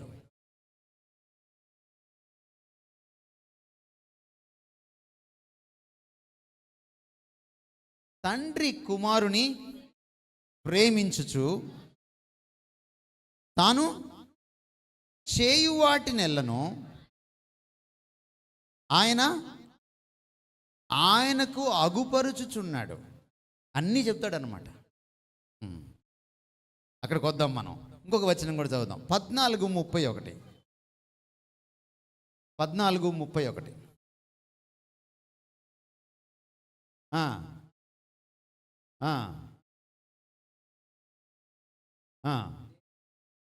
రైట్, ఇందాక వచనంలో ఏం చదివారు? తండ్రి కుమారుణ్ణి ప్రేమిస్తున్నాడు. 14వ అధ్యాయంలో ఏం చదువుతున్నారు? కుమారుడు తండ్రిని ప్రేమిస్తున్నాడు. వారిద్దరి మధ్య ప్రేమ ఎలా ఉంటుంది? పరస్పరం ఉంటుంది, మ్యూచువల్ లవ్. దాంపత్య జీవితంలో ప్రేమ ఎలా ఉండాలి? వన్ సైడెడ్గా ఉండకూడదు, మ్యూచువల్ లవ్. కుమారుడు ప్రేమించేటప్పుడు తండ్రి ఎంత ప్రేమించాడని చూసుకోడు.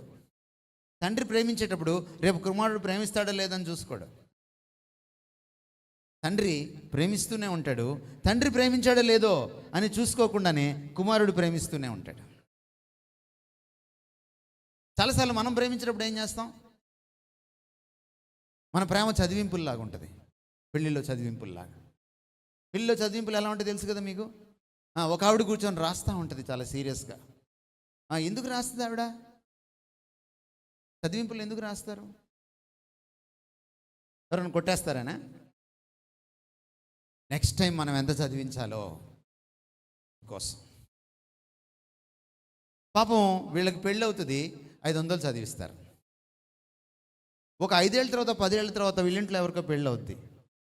మళ్ళీ వీళ్ళు వెళ్ళి 500 చదివిస్తే అప్పుడు 500కి ఇప్పుడు 500కి ఎంత తేడా అండి? పొరపాటున నువ్వు 600 చదివించాలనుకున్నాడు అనుకో పురుషుడు, లేదండి పోయినసారి మన పెళ్ళికి ఎంత చదివించారు వాళ్ళు, చూడండి పుస్తకంలో ఉంది 500 చదివించారు, అందుకు రాసుకుంటారు. మీ ప్రేమ చదివింపుల ప్రేమ అనుకోండి, చాలా ప్రమాదం. రాబర్ట్ షుల్లర్ అని ఒక సీనియర్ పాస్టర్ అమెరికాలో, ఆయన పుస్తకాలు మనకి రైల్వే స్టేషన్లో కూడా ఇండియాలో ఈ హిగిన్ బాదమ్స్లో దొరుకుతాయి. చాలా మంచి పుస్తకాలు రాస్తాడు ఆయన. ఆయన ఏమంటాడంటే భార్యాభర్తల మధ్య ప్రేమ ఎలా ఉండాలంటే 50-50 ఉండకూడదు అంటాడు ఆయన. అంటే నువ్వు 50 ప్రేమించి నేను 50 ప్రేమిస్తా, 2 కలిసి 100 అవుతుంది అని కాదు, అట్లా ఉండకూడదు అంటాడు. భార్యాభర్తల మధ్య ప్రేమ ఎలా ఉండాలంటే 60-40 లాగా ఉండాలి అంటాడు ఆయన. ఏమిటో ఎక్స్ప్లెయిన్ చేశాడు ఆయన. ఎలా ఉండాలంటే భార్య భర్తను ప్రేమించేటప్పుడు 60 ప్రేమించి 40 ఎక్స్పెక్ట్ చేయాలంట. అలాగే భర్త భార్యను ప్రేమించేటప్పుడు 60 ప్రేమించి 40 ఎక్స్పెక్ట్ చేయాలంట. అప్పుడు 2 కలిసి 120 అవుతాయంట. అది ఓవర్లాప్ అవుద్ది, ఎక్స్ట్రా. మనకు అప్పుడప్పుడు 15% బ్రూ ఇన్స్టెంట్ ఎక్స్ట్రా. ఆవిడ అందుకని కప్పులో నిండుగా పెట్టుకొని నెమ్మదిగా పెళ్ళికూతురులాగా నడుచుకుంటూ వస్తుంది వంటగదిలోంచి హాల్లోకి. ఎందుకంటే 15% ఎక్స్ట్రా. బ్రూలోనో ఇంకొక దాంట్లోనో కాదు, ఎక్స్ట్రాలు ఉండాల్సింది ప్రేమలో ఉండాలి. పెళ్ళిలో ఎక్స్ట్రాలు చేయకూడదు, కానీ ప్రేమలో ఎక్స్ట్రా ఉండాలి. మ్యూచువల్ లవ్ పెళ్ళిని ఏం చేస్తుంది? నిలబెడుతుంది. పెళ్ళికి ప్రాణం ఏంటో తెలుసా? ప్రేమే, ఇంకేం లేదు పెళ్ళికి ప్రాణం. ఎప్పుడైనా మీ పెళ్ళిలో సమస్య వచ్చిందంటే ప్రేమలో విషపు చుక్క పడిందని అర్థం. అంతే, ఇందులో తిరిగే లేదు. అది కేవలం భర్త వైపు నుంచి జరగదు, అది కేవలం భార్య వైపు నుంచి జరగదు. పర్సంటేజ్లు మారచ్చేమో కానీ ఇద్దరి వైపు ప్రేమ చెడిపోయినప్పుడే ఇది జరుగుతుంది. తండ్రి కుమారుల నుంచి మనం నేర్చుకునేది అది. వాళ్ళు పరస్పరం ప్రేమించుకుంటారు. మనము ఇక్కడ ఒక విషయాన్ని అర్థం చేసుకోవాలి. ప్రేమించేటప్పుడు భార్యాభర్తల మధ్య ప్రేమ ఎక్స్ప్రెషన్ మారుతుంది. భార్య ఎంత ప్రేమిస్తుందో భర్త అంత ప్రేమించాలి. 60-40 లాగా ప్రేమించాలి.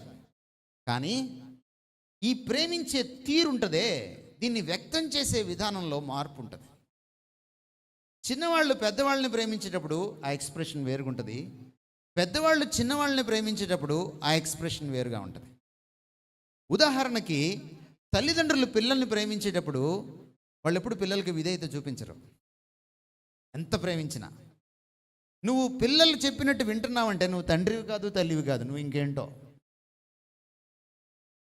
పిల్లలు చాలాసార్లు మారాన్ చేస్తారు. నాకు అది కావాలి, ఇది కావాలి, బైక్ కొనిపెట్టు, చిన్నప్పుడు చాక్లెట్లు కొనిపెట్టు అంటాడు, నువ్వు లొంగిపోతావు. తర్వాత ఐస్ క్రీమ్ కొనిపెట్టు అంటాడు, నువ్వు లొంగిపోతావు. ఆ తర్వాత బైక్ కొనిపెట్టు అంటాడు, నువ్వు లొంగిపోతావు. ఆ తర్వాత వెనక సీట్లో ఒక అమ్మాయిని కూర్చోబెట్టుకోవడానికి ఆ అమ్మాయి కావాలంటాడు, అప్పుడు కూడా లొంగిపోతావు.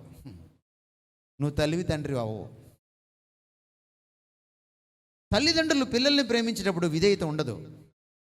ఏముంటుందంటే సంరక్షణ ఉంటుంది, పోషణ ఉంటుంది, కాపాడుకోవడం ఉంటుంది, వాళ్ళ బాగోగులు చూడడం ఉంటుంది.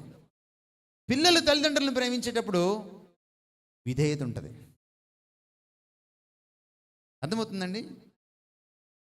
ప్రేమలో ప్రేమ సమానంగానే ఉంటుంది. 2 ప్రేమలకి విలువ ఉంది, కానీ ప్రేమ వ్యక్తం చేయడంలో తేడా ఉంటుంది. ఇందాక చూడండి, మీరు చదివారు, కుమారుడు తండ్రిని ప్రేమిస్తూ 14వ అధ్యాయం 31వ వచనంలో నిన్ను ప్రేమిస్తున్నాను కాబట్టి నీ ఆజ్ఞకు నేను శిరస వహిస్తున్నాను అంటున్నాడు యేసుక్రీస్తు. తండ్రి ఎక్కడైనా చెప్పాడా నేను నిన్ను ప్రేమిస్తున్నాను కాబట్టి కొన్ని రోజులు నువ్వు పక్కన ఉండు, నేను ఇప్పుడు నీకు విధేయత చూపిస్తా అని ఎక్కడ లేదు. పైన వాడు కింద వాళ్ళని ప్రేమించేటప్పుడు సంరక్షణ, బాగు చూడడం, పోషించడం ఉంటుంది. కిందివాడు పైన ఉన్న వాళ్ళని ప్రేమించేటప్పుడు విధేయత చూపించడం ఉంటుంది. అలాగే భార్యాభర్తల మధ్య భర్త భార్యను ప్రేమించడం అంటే అర్థం ఏంటంటే ఆమెకి ఏం కావాలో చూసుకోవాలి. బెస్ట్ థింగ్ ఏంటంటే భర్తలతో ఒక సమస్య ఏంటంటే వాళ్ళు భార్యల్ని చదవరు. వాళ్ళు చాలామందిని చదువుతుంటారు కానీ భార్యల్ని చదవరు. మీరు భార్యల్ని చదివితే వాళ్ళ నాలుకకు మాట రాకమునిపే మీకు తెలియాలి, అది మీకు శ్రేయస్సు. భార్యలు కూడా ఎలాంటి వాళ్ళు అంటే డిస్కవరీ ఛానల్ లాంటి వాళ్ళు, చెప్పరు, కనుక్కోండి చూద్దాం అన్న టైప్లో ఉంటారు. ఆఫీస్ నుంచి రాగానే ఆవిడ అటు తిరిగి కూర్చొని ఉంటుంది. నీకు ఒకటి అర్థమవుతుంది, అలిగింది అని అర్థమవుతుంది. అది కూడా వెంటనే అర్థం కాదు, ఓ 10 నిమిషాల తర్వాత అర్థమవుతుంది. నువ్వు ఏం అడిగినా ఆవిడ అది కాదు అంటుంటుంది, లేకపోతే మాట్లాడడం మానేస్తుంది. నీకు ఓ 10 నిమిషాల తర్వాత వెలుగుద్ది. జనరల్గా భార్యాభర్తల మధ్యలో తొందరగా వెలిగేది భార్యలకి, లేటుగా వెలిగేది భర్తలకి. ఓహో అలిగిందన్నమాట, ఇంకా అవలేదు, ఎందుకు అలిగిందో తెలుసుకోవడానికి నీకు కొన్నిసార్లు 3 రోజులు పడుతుంది. ఆవిడ చెప్పదు. నువ్వు ఎప్పుడు మంచి భర్త అవుతావంటే ఆవిడికి ఏం కావాలో ఆవిడ చెప్పకుండా నువ్వు తెలుసుకోగలగాలి. గొంతెమ్మ కోరికలన్నీ తీర్చమని నేను అనట్లేదు, కానీ కనీస అవసరాలు నువ్వు తీర్చాలి. అవి శారీరక, మానసిక, భావోద్రేక, సామాజిక, లేకపోతే భౌతిక ఏ విషయాలైనా, ఆర్థిక ఏ విషయాలైనా సరే. అలాగే భార్య కూడా భర్తను ప్రేమించేటప్పుడు ఆయనకు విధేయత చూపించడంలో ప్రేమను వ్యక్తం చేస్తుంది, ఆయన మాట వినడంలో ప్రేమను వ్యక్తం చేస్తుంది. భార్యలు ఒక రకంగా యు ఆర్ బ్లెస్డ్, ఎందుకంటే భర్తలు అటు తిరిగి కూర్చొని కనుక్కొని చూద్దాం అన్నట్టు ఉండరు వాళ్ళు. పాపం వాళ్ళు, మీరు ఎలా ఉంటారంటే ఆవులు ఇస్తే పేగులు లెక్క పెట్టే బ్యాచ్ మీరు భార్యలు. భర్తలు ఎలాంటి వాళ్ళు అంటే పేగులు బయటేసి లెక్కెట్టుకోండి అనే బ్యాచ్. కాబట్టి మీరు ఎక్కువ కష్టపడక్కర్లా, అమ్మాయిలు ఎక్కువ కష్టపడక్కర్లా, తెలిసిపోద్ది మీకు.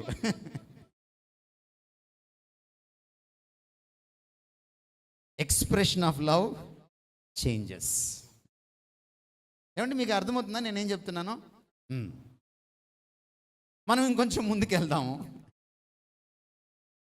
మనం ఇక్కడి నుంచి యేసుక్రీస్తు వారికి సంఘానికి మధ్య ఉన్న సంబంధాన్ని చూద్దాం. తండ్రి కుమారుల మధ్య సంబంధంలో దాంపత్య జీవితానికి కావాల్సిన సూత్రాలను నేర్చుకున్నాం ఇప్పటిదాకా. ఇప్పుడు యేసుక్రీస్తు వారికి సంఘానికి మధ్య ఒక సంబంధం ఉంది. ఆ సంబంధాన్ని కూడా భార్యాభర్తల సంబంధంతో, పెండ్లి కుమారుడు పెళ్లి కుమార్తె సంబంధంతో బైబిల్ పోలుస్తోంది.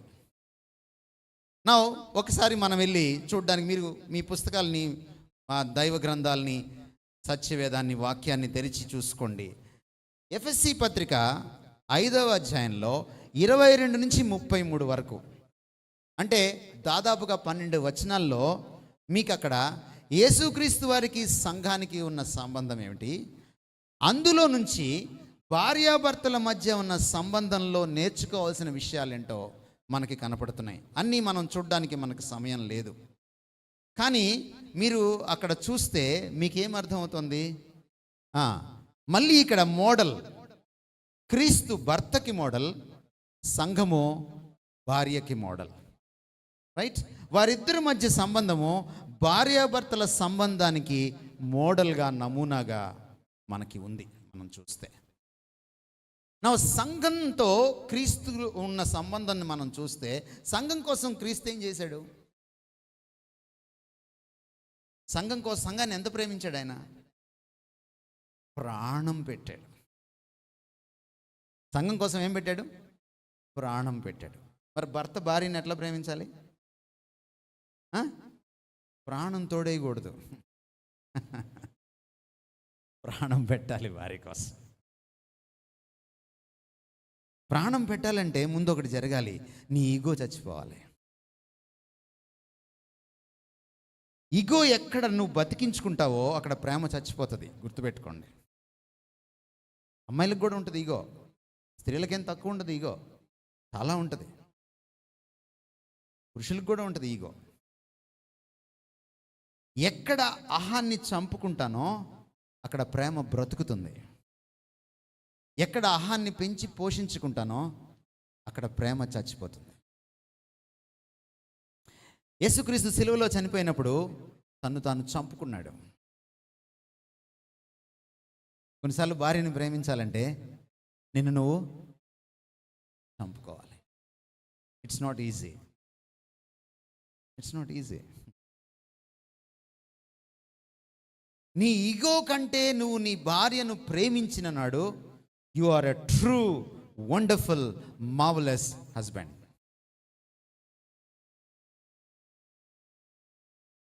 వాక్యం చెప్తున్న మాటలు ఇవి.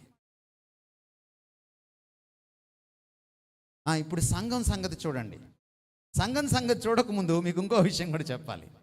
ఈ 22 నుంచి 33 దాకా మీరు చదివితే క్రీస్తు తపన పడుతున్నాడు సంఘం గురించి. ఎందుకు చచ్చిపోయాడట? ఆయన ప్రేమ చచ్చిపోయేంత ప్రేమ సంఘం కోసం. కానీ ఎందుకు చచ్చిపోయాడు ఆయన? ఆ సంఘము ముడత, మచ్చ, కళంకము అట్టిది మరి ఏదైనా లేకుండా అది పరిశుద్ధంగా ఉండడం కోసం, నిర్దోషంగా నిష్కలంకంగా ఉండడం కోసం ఆయన ప్రాణం పెట్టాడు. ఆయన ఏం చేశాడు? ప్రాణం పెట్టాడు. నీ భార్య తప్పులు చేస్తే ఏం చేయాలి? నీ త్యాగపూరిత ప్రేమ ద్వారా నువ్వు ఆ తప్పుల్ని సరిదిద్దుకోవాలి. సంఘం తప్పులు చేస్తే యేసుప్రభు శిక్షించుకుంటూ వెళ్ళాడు అనుకోండి, మనల్ని అందరినీ సిలువేసేయాలి. మనందరిని సిలువేస్తే గుడ్ ఫ్రైడేలు ఉండవు, బ్యాడ్ ఫ్రైడేలే ఉంటాయి. యేసుప్రభు చనిపోతేనే గుడ్ ఫ్రైడే. ఎందుకంటే ఆయన రక్తం మాత్రమే పాపాన్ని తొలగించగలడు. మన పనికి మన రక్తం పాపాన్ని తొలగించలేదు. If Jesus died on the cross, it's a good Friday. If you are crucified, it's a bad Friday. కానీ దేవుడు ఆ పద్ధతిని ఎంచుకోలేదు. తాను శిక్ష పొంది మనల్ని మార్చాడు. నువ్వు కూడా కొన్నిసార్లు అది సిలువ వేదనంత వేదన అది. But you have to do it to transform your wife. ఇప్పుడు భార్య దగ్గరికి వద్దాం, సంఘం దగ్గరికి వద్దాం. సంఘం ఏం చేయాలి? మరి క్రీస్తు అంత ప్రేమించాడు కదా, సంఘం ఏం చేయాలి? ఏమండి? లోబడాలి. ఇదెంత చేదుకుంటుంది తెలుసా అమ్మాయిలకి ఈ మాట? లోబడ్డం అంటే అసలు ఆ బడే వద్దన్నా మనకి. మరి ఆ బడిలోనే అన్నీ నేర్చుకోవాలి. సంఘం ఏం చేయాలి? దేవుడికి, క్రీస్తుకి ఏం చేయాలి? లోబడాలి. సంఘానికి శిరస్సు ఎవరు? భార్య అనిందంటే శిరస్సు నువ్వే కానీ మెడకాయ నేను కదా అందట. ఎందుకంటే శిరస్సు ఎటు తిరగాలన్నా మెడకాయ తిరుగుతుంది అనమాట. అది కాదు, అలాంటి చమత్కారాలు కుదరవు ఇక్కడ. శిరస్సు అంటే అర్థం ఏంటంటే సిగ్నల్స్ ఎప్పుడు కూడా శిరస్సు నుంచే వస్తాయి. సపోజ్ మీకు వంటగదిలో కాలిందనుకోండి, ఏ కుక్కరో ఏ డేక్షానో పొయ్యి మీద ఉన్నప్పుడు కాలిందనుకోండి, ఆ సిగ్నల్ వెంటనే ఎక్కడికి వెళ్తుంది? తలకి వెళ్తుంది. తల నుంచి మళ్ళీ వెంటనే సిగ్నల్ వస్తుంది, చెయ్యి తీసేయని. ఇదంతా ఎంతసేపట్లో జరుగుతుంది? 290 km/s. ఒక సెకండ్కి 290 కిలోమీటర్ల ఫాస్ట్గా జరుగుతుంది. ఇది లేటెస్ట్ బుక్ ఆఫ్ ఫ్యాక్ట్స్లో ఉంది. అంటే అంత ఫాస్ట్గా తల చెప్పినట్టు వినాలి. అర్థమైందా? లేకపోతే ఎక్కడుంటావు? హాస్పిటల్లో ఉంటావు. తలకి లోబడాలి, తలకు తల వంచాలి. తలెవరు? నీకు ఇష్టం ఉన్నా లేకపోయినా నీ భర్తే. ఈ పనికి మనలోని చేసుకున్నాక నా జీవితం ఇలా తయారైందన్నా అని మీరు అనొచ్చు. కానీ ఆ పనికి మనలోడు తమరు భర్త. కాబట్టి నువ్వేం చేయాలి? లోబడాల్సిందే. తలకు తల వంచితేనే నీ కుటుంబం బతుకుతుంది. లెట్ మీ టెల్ యూ, ఇక్కడ లోబడ్డం గురించి వచ్చింది కాబట్టి కొన్ని మంచి విషయాలు మీకు చెప్పాలి విధేయత గురించి.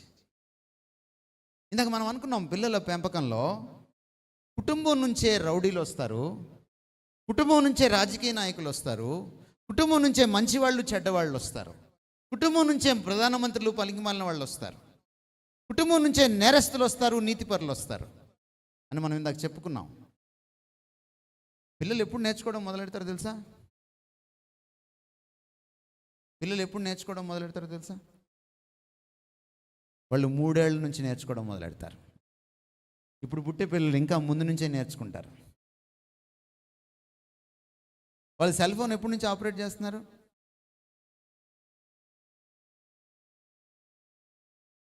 అంత షార్ప్ వాళ్ళు. పిల్లలకి విధేయత ఎట్లా తెలుసా? ఫస్ట్ పరిచయం ఏంటో తెలుసా విధేయత పిల్లలకి?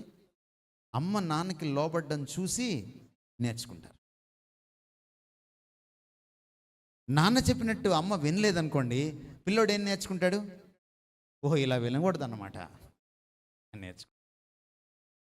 కొంతమందిని చూస్తే ఎలా బ్రతకాలో తెలుస్తుంది, కొంతమందిని చూస్తే ఎలా బ్రతకూడదో కూడా తెలుస్తుంది. నువ్వు సెకండ్ ఎగ్జాంపుల్ లాగా ఉండకూడదు. నువ్వు వాళ్ళు పెద్దవాళ్ళు అయిన తర్వాత తప్పు నాన్న, లోబడాలి నాన్న, నాన్న చెప్పింది వినాను నానంటే వాడు వెండు. వాడు చిన్నప్పటి నుంచి వాడి కళ్ళు చూసాయి నిన్ను. నేను ఒక స్కూల్ నడిపాను, ప్రిన్సిపల్గా ఉన్నాను. మాకు ఎల్కేజీలో చిన్న పాప ఉండేది. ఎల్కేజీ అంటే మీకు వయసు ఎంతో మీకు తెలుసు కదా. వాళ్ళ అమ్మ మా స్కూల్ టీచరే.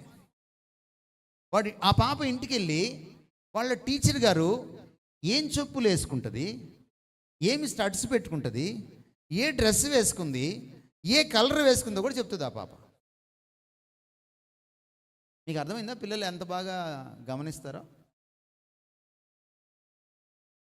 కాబట్టి మీ పిల్లల భవిష్యత్తును చెడిపేయాలన్నా, బాగు చేయాలన్నా మీ విధేయత మీద, భర్తకి మీరు చూపించే విధేయత మీద ఆధారపడి ఉంటుంది.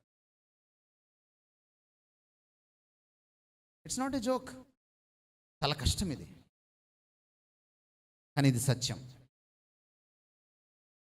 ఏమంటే మీకు అర్థమవుతుందా నేనేం చెప్తున్నాను?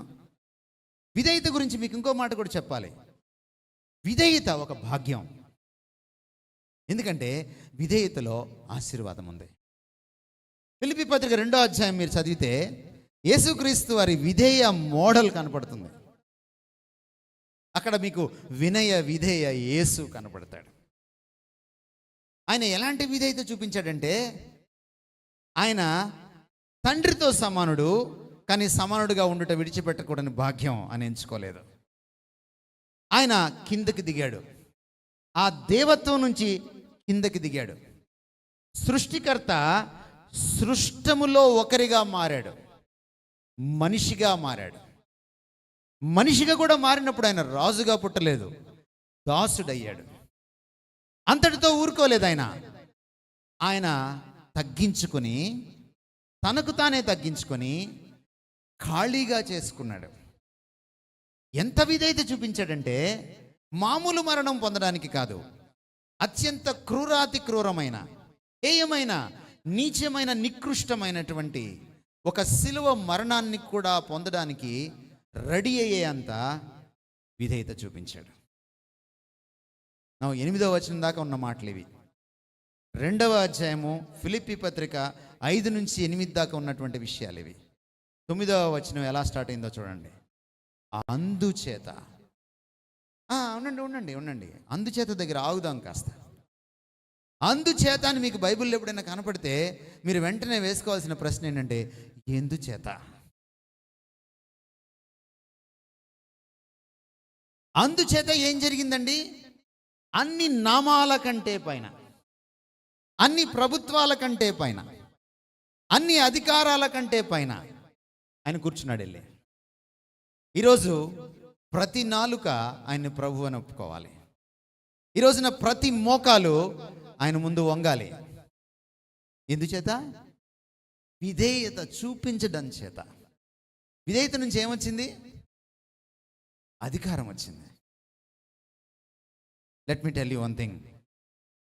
నాన్న ఆఫీస్కి వెళ్ళిపోతాడు, మళ్ళీ సాయంత్రం వస్తాడు. అమ్మ ఆఫీస్లో ఉన్నా ఉండకపోయినా ఈమె హోమ్ మేకర్ అయినా ఉద్యోగి అయినా ఇంటిని పరిపాలించేది ఎవరు తెలుసా? అమ్మ. కొడుక్కి కష్టం రాగానే ఫస్ట్ నాన్నకు ఫోన్ చేయడు. నువ్వు ఆఫీస్లో ఉన్న ఎవరికి ఫోన్ చేస్తాడు? అమ్మకి చేస్తాడు. కూతురికి కష్టం వస్తే ఫస్ట్ నాన్నకు ఫోన్ చేయదు. ఎవరికి చేస్తుంది? అమ్మకి ఫోన్ చేస్తుంది. అమ్మ పరిపాలిస్తుంది. భర్త అధికారం క్రింద. ఎప్పుడు వస్తుంది నీకు అధికారం? విధేయత నుంచి. అందుచేత విధేయతను చూపడం చేత భార్యకు అధికారం వస్తుంది. ఇంట్లో విషయాలన్నీ ఎవరు చక్కబెడతారు? నువ్వు ఉద్యోగస్తురాలు కావచ్చు, కాకపోవచ్చు. ఎవరు చక్కబెడతారండి? ఈవెన్ భారతదేశంలో కూడా పురుషాధిపత్యం ఉన్న సొసైటీలో కూడా ఇంటిని చక్కబెట్టేది ఎవరు? ఇల్లాలే. ఎప్పుడు వస్తుంది నీకు అధికారం? విధేయతలోంచి వస్తుంది. నువ్వు బయటికి వెళ్ళావనుకో, భర్తకు విధేయత చూపించే భార్య బయటికి వెళ్ళిందనుకో, లోకం నేసి నిలబెట్టి సలాం చేస్తుంది. ఇది విధేయతలో ఉన్న ఆశీర్వాదం. విధేయత ఒక నామోషి విషయం కాదు. విధేయత నిన్ను కీతాగా మార్చేసే విషయం కాదు, నిన్ను కించపరిచే విషయం కాదు. విధేయత నిన్ను హెచ్చించే విషయం, నిన్ను గౌరవపరిచే విషయం, నిన్ను ఘనపరిచే విషయం. ఏమంటే మీకు అర్థమవుతుందా నేనేం చెప్తున్నాను? రోమాపత్రిక 13వ అధ్యాయం. రోమాపత్రిక 13వ అధ్యాయంలో అధికారాల గురించి రాయబడింది. చదువుతారండి ఎవరైనా? మొదటి వచనం నుంచి. ప్రతివాడును పై అధికారులకు లోబడి ఉండవలను. ఒక కామన్ జనరల్ స్టేట్మెంట్. ఇది చర్చిలో, ఇది ఆఫీస్లో, ఇది ప్రభుత్వానికి పౌరుడు లోబడేటప్పుడు, ఇది ఇంట్లో, ఇది కంపెనీలో, అన్ని చోట్ల ఇది వర్తిస్తుంది. ప్రతివాడు పై అధికారికి లోబడి ఉండవలెను. నెక్స్ట్ లైన్ ఏముందో చూడండి. ఎందుకంటే, మీకు తెలుగు అర్థమై ఉండకపోవచ్చు. ఎలాగనగా అంటే ఎందుకంటే దేవుని వలన కలిగిన అధికారము తప్ప మరి ఏ అధికారము లేదు. తర్వాత లైన్ ఏంటి? ఉన్న అధికారాలన్నీ దేవుని నుంచే వస్తాయి, దేవుని వలననే నియమించబడ్డాయి. నీ పైన నీ భర్తను ఎవరు నియమించారు? నీ పైన ఆయన్ని తలకాయగా చేసింది ఎవరు? ఇది నీ తలకాయగా అర్థం కావాలి. దీని అర్థం ఏమిటంటే, నేను ఆఫీస్లో నా బాస్కి లోబడకపోతే నేను దేవుణ్ణి ధిక్కరించినట్టు. ఎందుకంటే అధికారాలు ఎక్కడి నుంచి వస్తాయి? నేను చర్చిలో పాస్టర్ గారికి లోబడకపోతే నేను ఎవరిని ధిక్కరించినట్టు? దేవుని అధికారాన్ని ధిక్కరించినట్టు. నేను నా ముఖ్యమంత్రికి, నా ప్రధానమంత్రికి, నా దేశ చట్టానికి లోబడకపోతే నేను ఎవరిని ధిక్కరించినట్టు? దేవుణ్ణి ధిక్కరించినట్టు. నువ్వు స్కూల్లో నీ టీచర్కి లోబడకపోతే నువ్వు దేవుణ్ణి ధిక్కరించినట్టు. టీచర్ ప్రిన్సిపాల్కి లోబడకపోతే నువ్వు దేవుణ్ణి ధిక్కరించినట్టు. భార్య భర్తకు లోబడకపోతే నువ్వు దేవుణ్ణి ధిక్కరించినట్టు. పిల్లలు తల్లిదండ్రులకు లోబడకపోతే మీరు ఎవరిని ధిక్కరించినట్టు? అమ్మ పాల ప్యాకెట్ తెమ్మన్నప్పుడు నువ్వు వెళ్ళాల్సిందే. తమ్ముడికి చెప్పు, అన్నకి చెప్పు అనడానికి వీల్లేదు. అమ్మ అంట్లు తోమన్నా సరే నువ్వు ఆనందంగా తోమాల్సిందే. లేకపోతే మీ అత్త నిన్ను రేపు తోముతుంది పెళ్ళయ్యాక. అత్తలేని సంబంధం తొందరగా రాదు. వస్తే మంచిదే, నువ్వు ధన్యురాలివే. లేకపోతే అత్తారింట్లో నువ్వు అన్యురాలివే. అవునా కాదా? సో విధేయత చూపించకపోతే పాపం చేసినట్టు. అందుకనే పేతురు ఏమంటాడంటే, మొదటి పేతురు పత్రిక 2వ అధ్యాయంలో, దేవుణ్ణి బట్టి, ప్రభువును బట్టి మనుషుల ప్రతి కట్టుబాటుకు లోబడి ఉండుడి. అర్థమవుతుందండి? కోడలు ఎందుకు అత్తకు లోబడాలి? ప్రభువును బట్టి. భార్య ఎందుకు భర్తకు లోబడాలి? ప్రభువును బట్టి. పిల్లలు తల్లిదండ్రులకి ఎందుకు లోబడాలి? ప్రభువును బట్టి. Got the point? కనుక మనకేం అర్థం అవుతుంది దీన్ని బట్టి? దేవుడి పట్ల మీకున్న గౌరవాన్ని బట్టి భర్త పట్ల మీకు గౌరవం అనేది వస్తుంది. అర్థమవుతుందండి? దేవుడి పట్ల మీకున్న ప్రేమను బట్టి భార్య పట్ల మీకు ప్రేమ వస్తుంది. అర్థమవుతుందా మీకు? అంటే మీరు దేవుడి పట్ల మీ వైఖరి, మీరు భార్య పట్ల, భర్త పట్ల, అత్త పట్ల, కోడలి పట్ల, పిల్లల పట్ల మీ వైఖరి నిర్ణయిస్తుందన్నమాట. అంతేకాదు పాస్టర్ గారి పట్ల, బాస్ పట్ల, ప్రధానమంత్రి పట్ల, కలెక్టర్ గారి పట్ల మీ వైఖరి, దేవుడి పట్ల మీ వైఖరిని బట్టి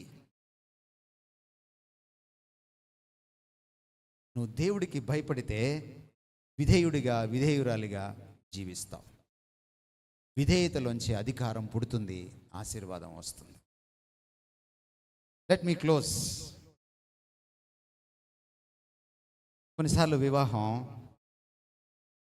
ఇక ఉండనా ఊడనా అన్నట్టుగా ఎందుకు అవుతుంది తెలుసా? అలాగా కారణం ఏంటంటే, వివాహంతో ఒక సమస్య ఉంది. ఇద్దరు ఇంపర్ఫెక్ట్ పీపుల్ వచ్చి పెళ్లి చేసుకుంటారు. మనం ఎవరు? మనుషులమేనా? ఎవరైనా ఉన్నాడా ఒక మిస్టర్ పర్ఫెక్ట్, ఒక మిస్ పర్ఫెక్ట్ ఎవరైనా ఉన్నారా ఈ ప్రపంచంలో? ఈ బెంచీల్లో ఎవరైనా ఉన్నారా మిస్ పర్ఫెక్ట్? ప్రభాస్ కాదు, ఏ బాస్ కూడా లేడు. There is no mister perfect, there is no miss perfect in this world. The only mister perfect is Jesus Christ. కాబట్టి మనం అందరం ఎవరు? మిస్టర్ ఇంపర్ఫెక్ట్, మిస్ పర్ఫెక్ట్ కదండి. మరి ఇద్దరు ఇంపర్ఫెక్ట్లు, mister imperfect weds miss imperfect. అప్పుడు వెడ్డింగ్ ఎలా ఉంటుంది? వెడ్డింగ్ ఎలా ఉంటుంది? ఇంపర్ఫెక్ట్ ప్లస్ ఇంపర్ఫెక్ట్ ఏముంటుంది? వెడ్డింగ్ కూడా డబుల్ ఇంపర్ఫెక్ట్. అంతే కదా. మరి పెళ్ళైపోగానే హనీమూన్ లాగా ఉంటుందని మీరు అనుకుంటారు. హనీమూన్ లాగా ఉండదు. అది ఎలా ఉంటుంది? వెన్నెల్లో ఉన్నట్టుండదు. అది రోహిణి కార్తిలాగా ఉంటుంది కొన్నిసార్లు. ఆ రోహిణి నీ భార్య అవ్వచ్చు, నీ భర్త అవ్వచ్చు. ఎందుకంటే once you are married you have to expect music.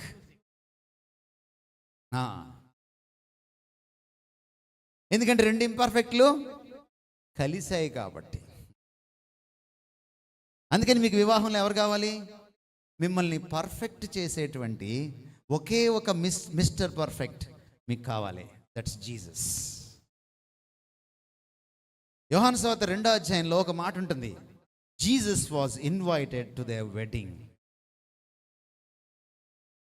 యేసు ఆ వివాహానికి పిలువబడ్డాడు. మనము చాలాసార్లు ఏం చేస్తామంటే వివాహ తంతుకు పిలుస్తాం యేసు ప్రభుని.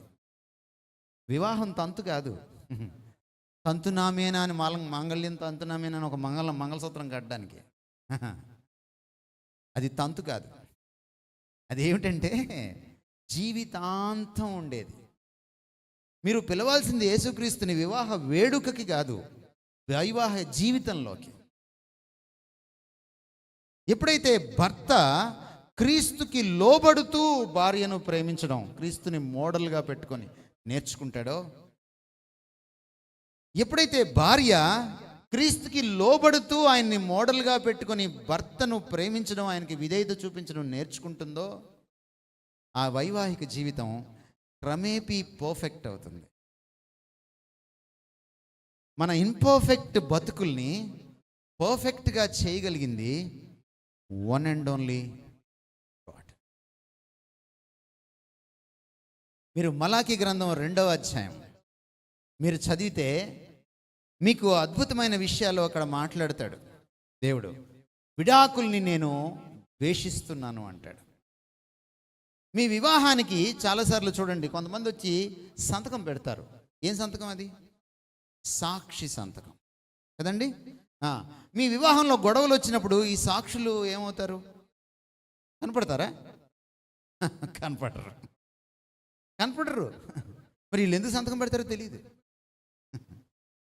కానీ మలాకి గ్రంథంలో దేవుడు ఏమంటున్నాడంటే, అరే నీ వివాహానికి సాక్షి నేను, సంతకం పెట్టని అసలు సిసలు సాక్షిని నేను.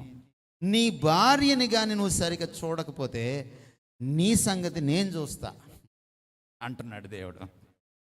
మలాకి గ్రంథం 2వ అధ్యాయంలో ఏమంటున్నాడు?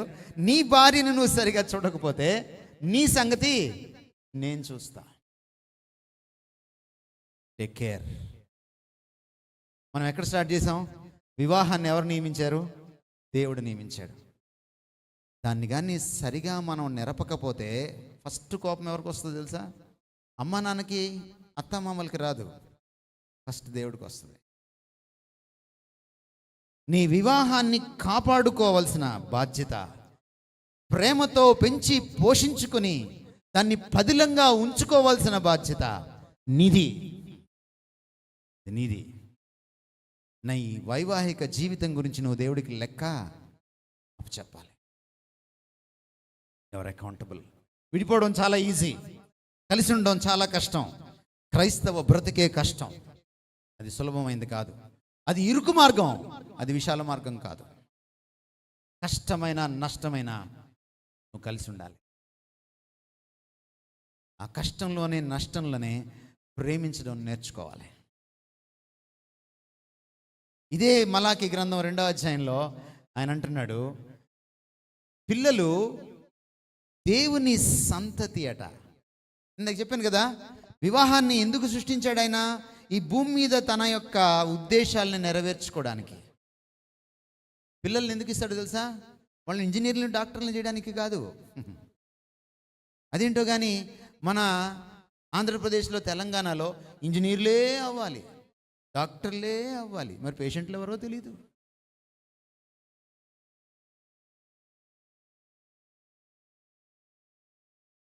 పిల్లల్ని ఎందుకు ఇస్తాడంటే దేవుడు, ఆయన పనులు ఈ భూమి మీద నెరవేరడానికి వాళ్ళు ఆయన చేతిలో బాణాలు, ఆయన చేతిలో పనిముట్లు. దేవుని రాజ్య సంతతి వాళ్ళు. చాలామంది తల్లిదండ్రులు చెప్తుంటారు దేవుడి దగ్గరికి వచ్చి, ప్రభువా సేవకు సమర్పించేశాను. నువ్వెవరు చెప్పడానికి? ఆయన చెప్పాలి, నీ బిడ్డను నాకు ఇవ్వు అని. నీ ఇష్టం కాదు, నీ ఇష్టం కాదు. మనం చాలాసార్లు ఈ అన్య సంబంధమైన నేపథ్యం నుంచి వచ్చి అన్య దేవతలాగే దేవుడిలాగే మన దేవుడు ఉంటాడు అనుకుంటాం మనం. అందుకని దేవుడికి కూడా లంచం ఇవ్వడానికి ట్రై చేస్తాం మనం. ప్రభువా నాకు బిడ్డ పుట్టట్లేదు, పుడితే కనుక నీకు ఇచ్చేస్తాను ప్రభువా. ఏం అలా అనకపోతే ఎవడు ఆ బిడ్డని? అలా అనకపోతే ఆ బిడ్డ ఆయన బిడ్డ కాదా? గర్భఫలం ఎవరు బహుమానం? మరి బహుమానం అంటే ఇచ్చింది ఎవరు? నువ్వు సమర్పించినా సమర్పించకపోయినా ఆ బిడ్డ ఆయన బిడ్డే. నువ్వేంటి సమర్పించేది? ఏమడగాలంటే, ఆయన బిడ్డనిచ్చావు, బహుమానంగా ఇచ్చావు, గిఫ్ట్గా ఇచ్చావు, ఈ గిఫ్ట్తో నేను ఏం చేయాలి అని అడగాలి. నువ్వు కాదు ఆయనకి చెప్పాల్సింది, ఆయన నీకు చెప్పాలి. డాక్టర్ని చేయమంటావా, క్లర్క్ని చేయమంటావా, టీచర్ని చేయమంటావా, ఇంజనీర్ని చేయమంటావా, ప్రొఫెసర్ని చేయమంటావా, పాస్టర్కి చేయమంటావా? నువ్వు కాదు డిసైడ్ చేయాల్సింది, ఆయన. చాలాసార్లు మనం ఏం చేస్తామంటే పిల్లోడిని దేవుడికి ఇచ్చేస్తాం పుట్టంగానే. వాడు పెద్దోడైన తర్వాత వాడు ఎవరికో ఇచ్చేసుకుంటాడు. వాడు పెద్దోడైన తర్వాత నిన్నేం అడుగుతాడు? నన్ను అడిగావా? నీకు లేదు హక్కు. వాడు గిఫ్ట్. గిఫ్ట్ అంటే హక్కు ఎవరికి ఉంటుంది? ఇచ్చినోడికి ఉంటుంది. వాడు దేవుడికి పనికి రావాలి, ఆమె దేవుడికి పనికి రావాలి. కాబట్టి దేవుడిని అడగాలి. Let me close. మీరు ఒకవేళ మీ పెళ్ళి పెటాకులు అయ్యే పరిస్థితికి వచ్చినా, పెటాకులు అయిపోయినా, మీకు చిన్న సలహా ఇవ్వాలనుకుంటున్నాను. ఏంటంటే మీరు హోషేయ గ్రంథం చదవాలి. అదొక గ్రంథం ఉందని తెలుసా మీకు బైబిల్లో? హోషేయ ఎవరో తెలుసా? ప్రవక్త. ఎవరిని చేసుకున్నాడు? ఒక పతితను చేసుకున్నాడు. ప్రవక్త పతితను పెళ్ళాడాడు దేవుడు చెప్తే. ఈ కథ మనకేం తెలుస్తుంది, తెలియజెప్తుంది? క్షమ గురించి మాట్లాడుతుంది. వివాహంలో ఖచ్చితంగా ఇందాక నేను చెప్పాను కదా, ఇద్దరు ఇంపర్ఫెక్ట్ పీపుల్ కలిస్తే కీచులాట, కొట్లాట ఉంటుంది. అప్పుడు ఏముంటుంది? కష్టం ఉంటుంది, గాయపరచుకోవడం ఉంటుంది. గాయపరుచుకున్న తర్వాత, కోపం తగ్గిపోయిన తర్వాత ఏం చేయాలి? ఏం చేయాలి? నువ్వే కట్టుకట్టాలి. ఎవడైతే గాయం చేశాడో వాడే కట్టుకట్టాలి. భార్య గాయం చేస్తే భర్తకి భార్య కట్టుకట్టాలి. గాయం ఎక్కడవుతుంది? గుండెల్లో అవుతుంది. మీరు అప్పుడప్పుడు పెళ్లి కాకముందు కాలేజీకి వెళ్ళేటప్పుడు ఒక హృదయం బొమ్మేసి దాంట్లోంచి ఒక యారో వెళ్ళిపోతూ ఉంటుంది, చూసారా మీరు? అప్పుడు మీకు గాయం అంటే ఏంటో తెలియదు. పెళ్ళైన తర్వాతనే యారో స్టార్ట్ అవుతాయి. అవి డైరెక్ట్గా గుండెలకే గుచ్చుకుంటాయి. కాలేజ్ అప్పుడు కాదు హృదయంలోకి యారోస్ వెళ్ళేది, పెళ్ళైన తర్వాత యారోస్ స్టార్ట్ అవుతాయి.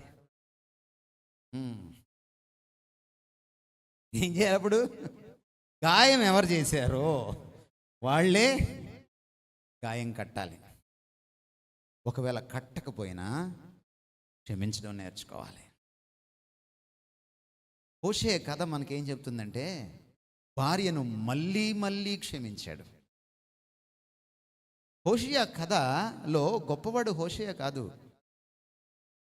హోషేయ కథ మనకు చెప్పేది ఏమిటంటే, మనం మళ్ళీ మళ్ళీ పాపం చేస్తే దేవుడు మనల్ని మళ్ళీ మళ్ళీ క్షమిస్తాడు. దేవుడు ఎలాంటి వాడు? పాపం ఎరుగనివాడు, పరమ పవిత్రుడు, పాపాన్ని చూడలేనంత నిష్కలంకమైన కన్నులు కలిగిన వాడు. మనం ఎలాంటి వాళ్ళం?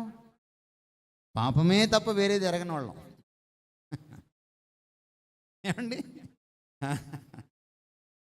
నీతి ఎరగని వాళ్ళం, నీతి మాలిన వాళ్ళం, మళ్ళీ మళ్ళీ పాపంలో పడి పందిలాగా దొల్లే బ్యాచ్ మనం.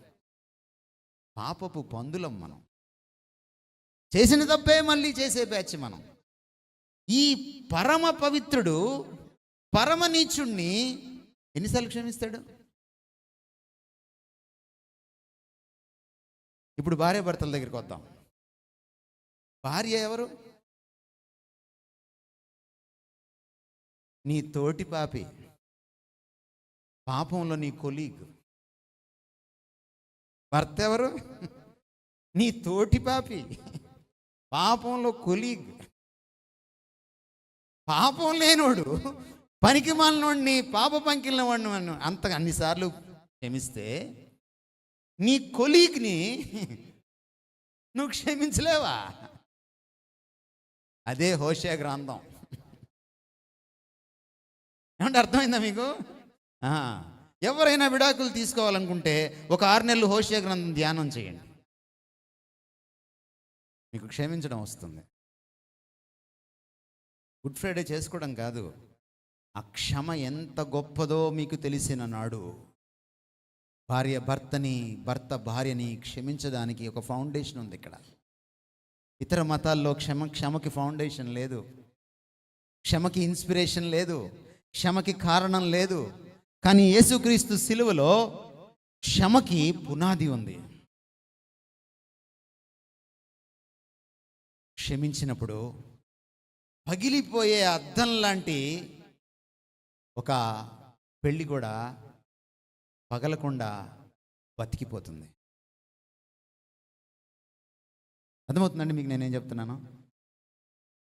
Thank you so much. మీరు చాలా పేషెంట్గా విన్నారు. ఇంకాసేపు చెప్పినట్టు మీరు పేషెంట్లు అయిపోతారు. కనుక ఇక్కడతో ముగించేస్తున్నాను. ఓవర్ టు పాస్టర్ గారు. మీకు దగ్గర ఏమైనా ప్రశ్నలు ఉంటే మీరు అడగచ్చు, లేదు మాకు ఆలోచనలు ఏం లేవు ఆకలి తప్ప అని అంటే మనం క్లోజ్ చేసేస్తాం. రైట్.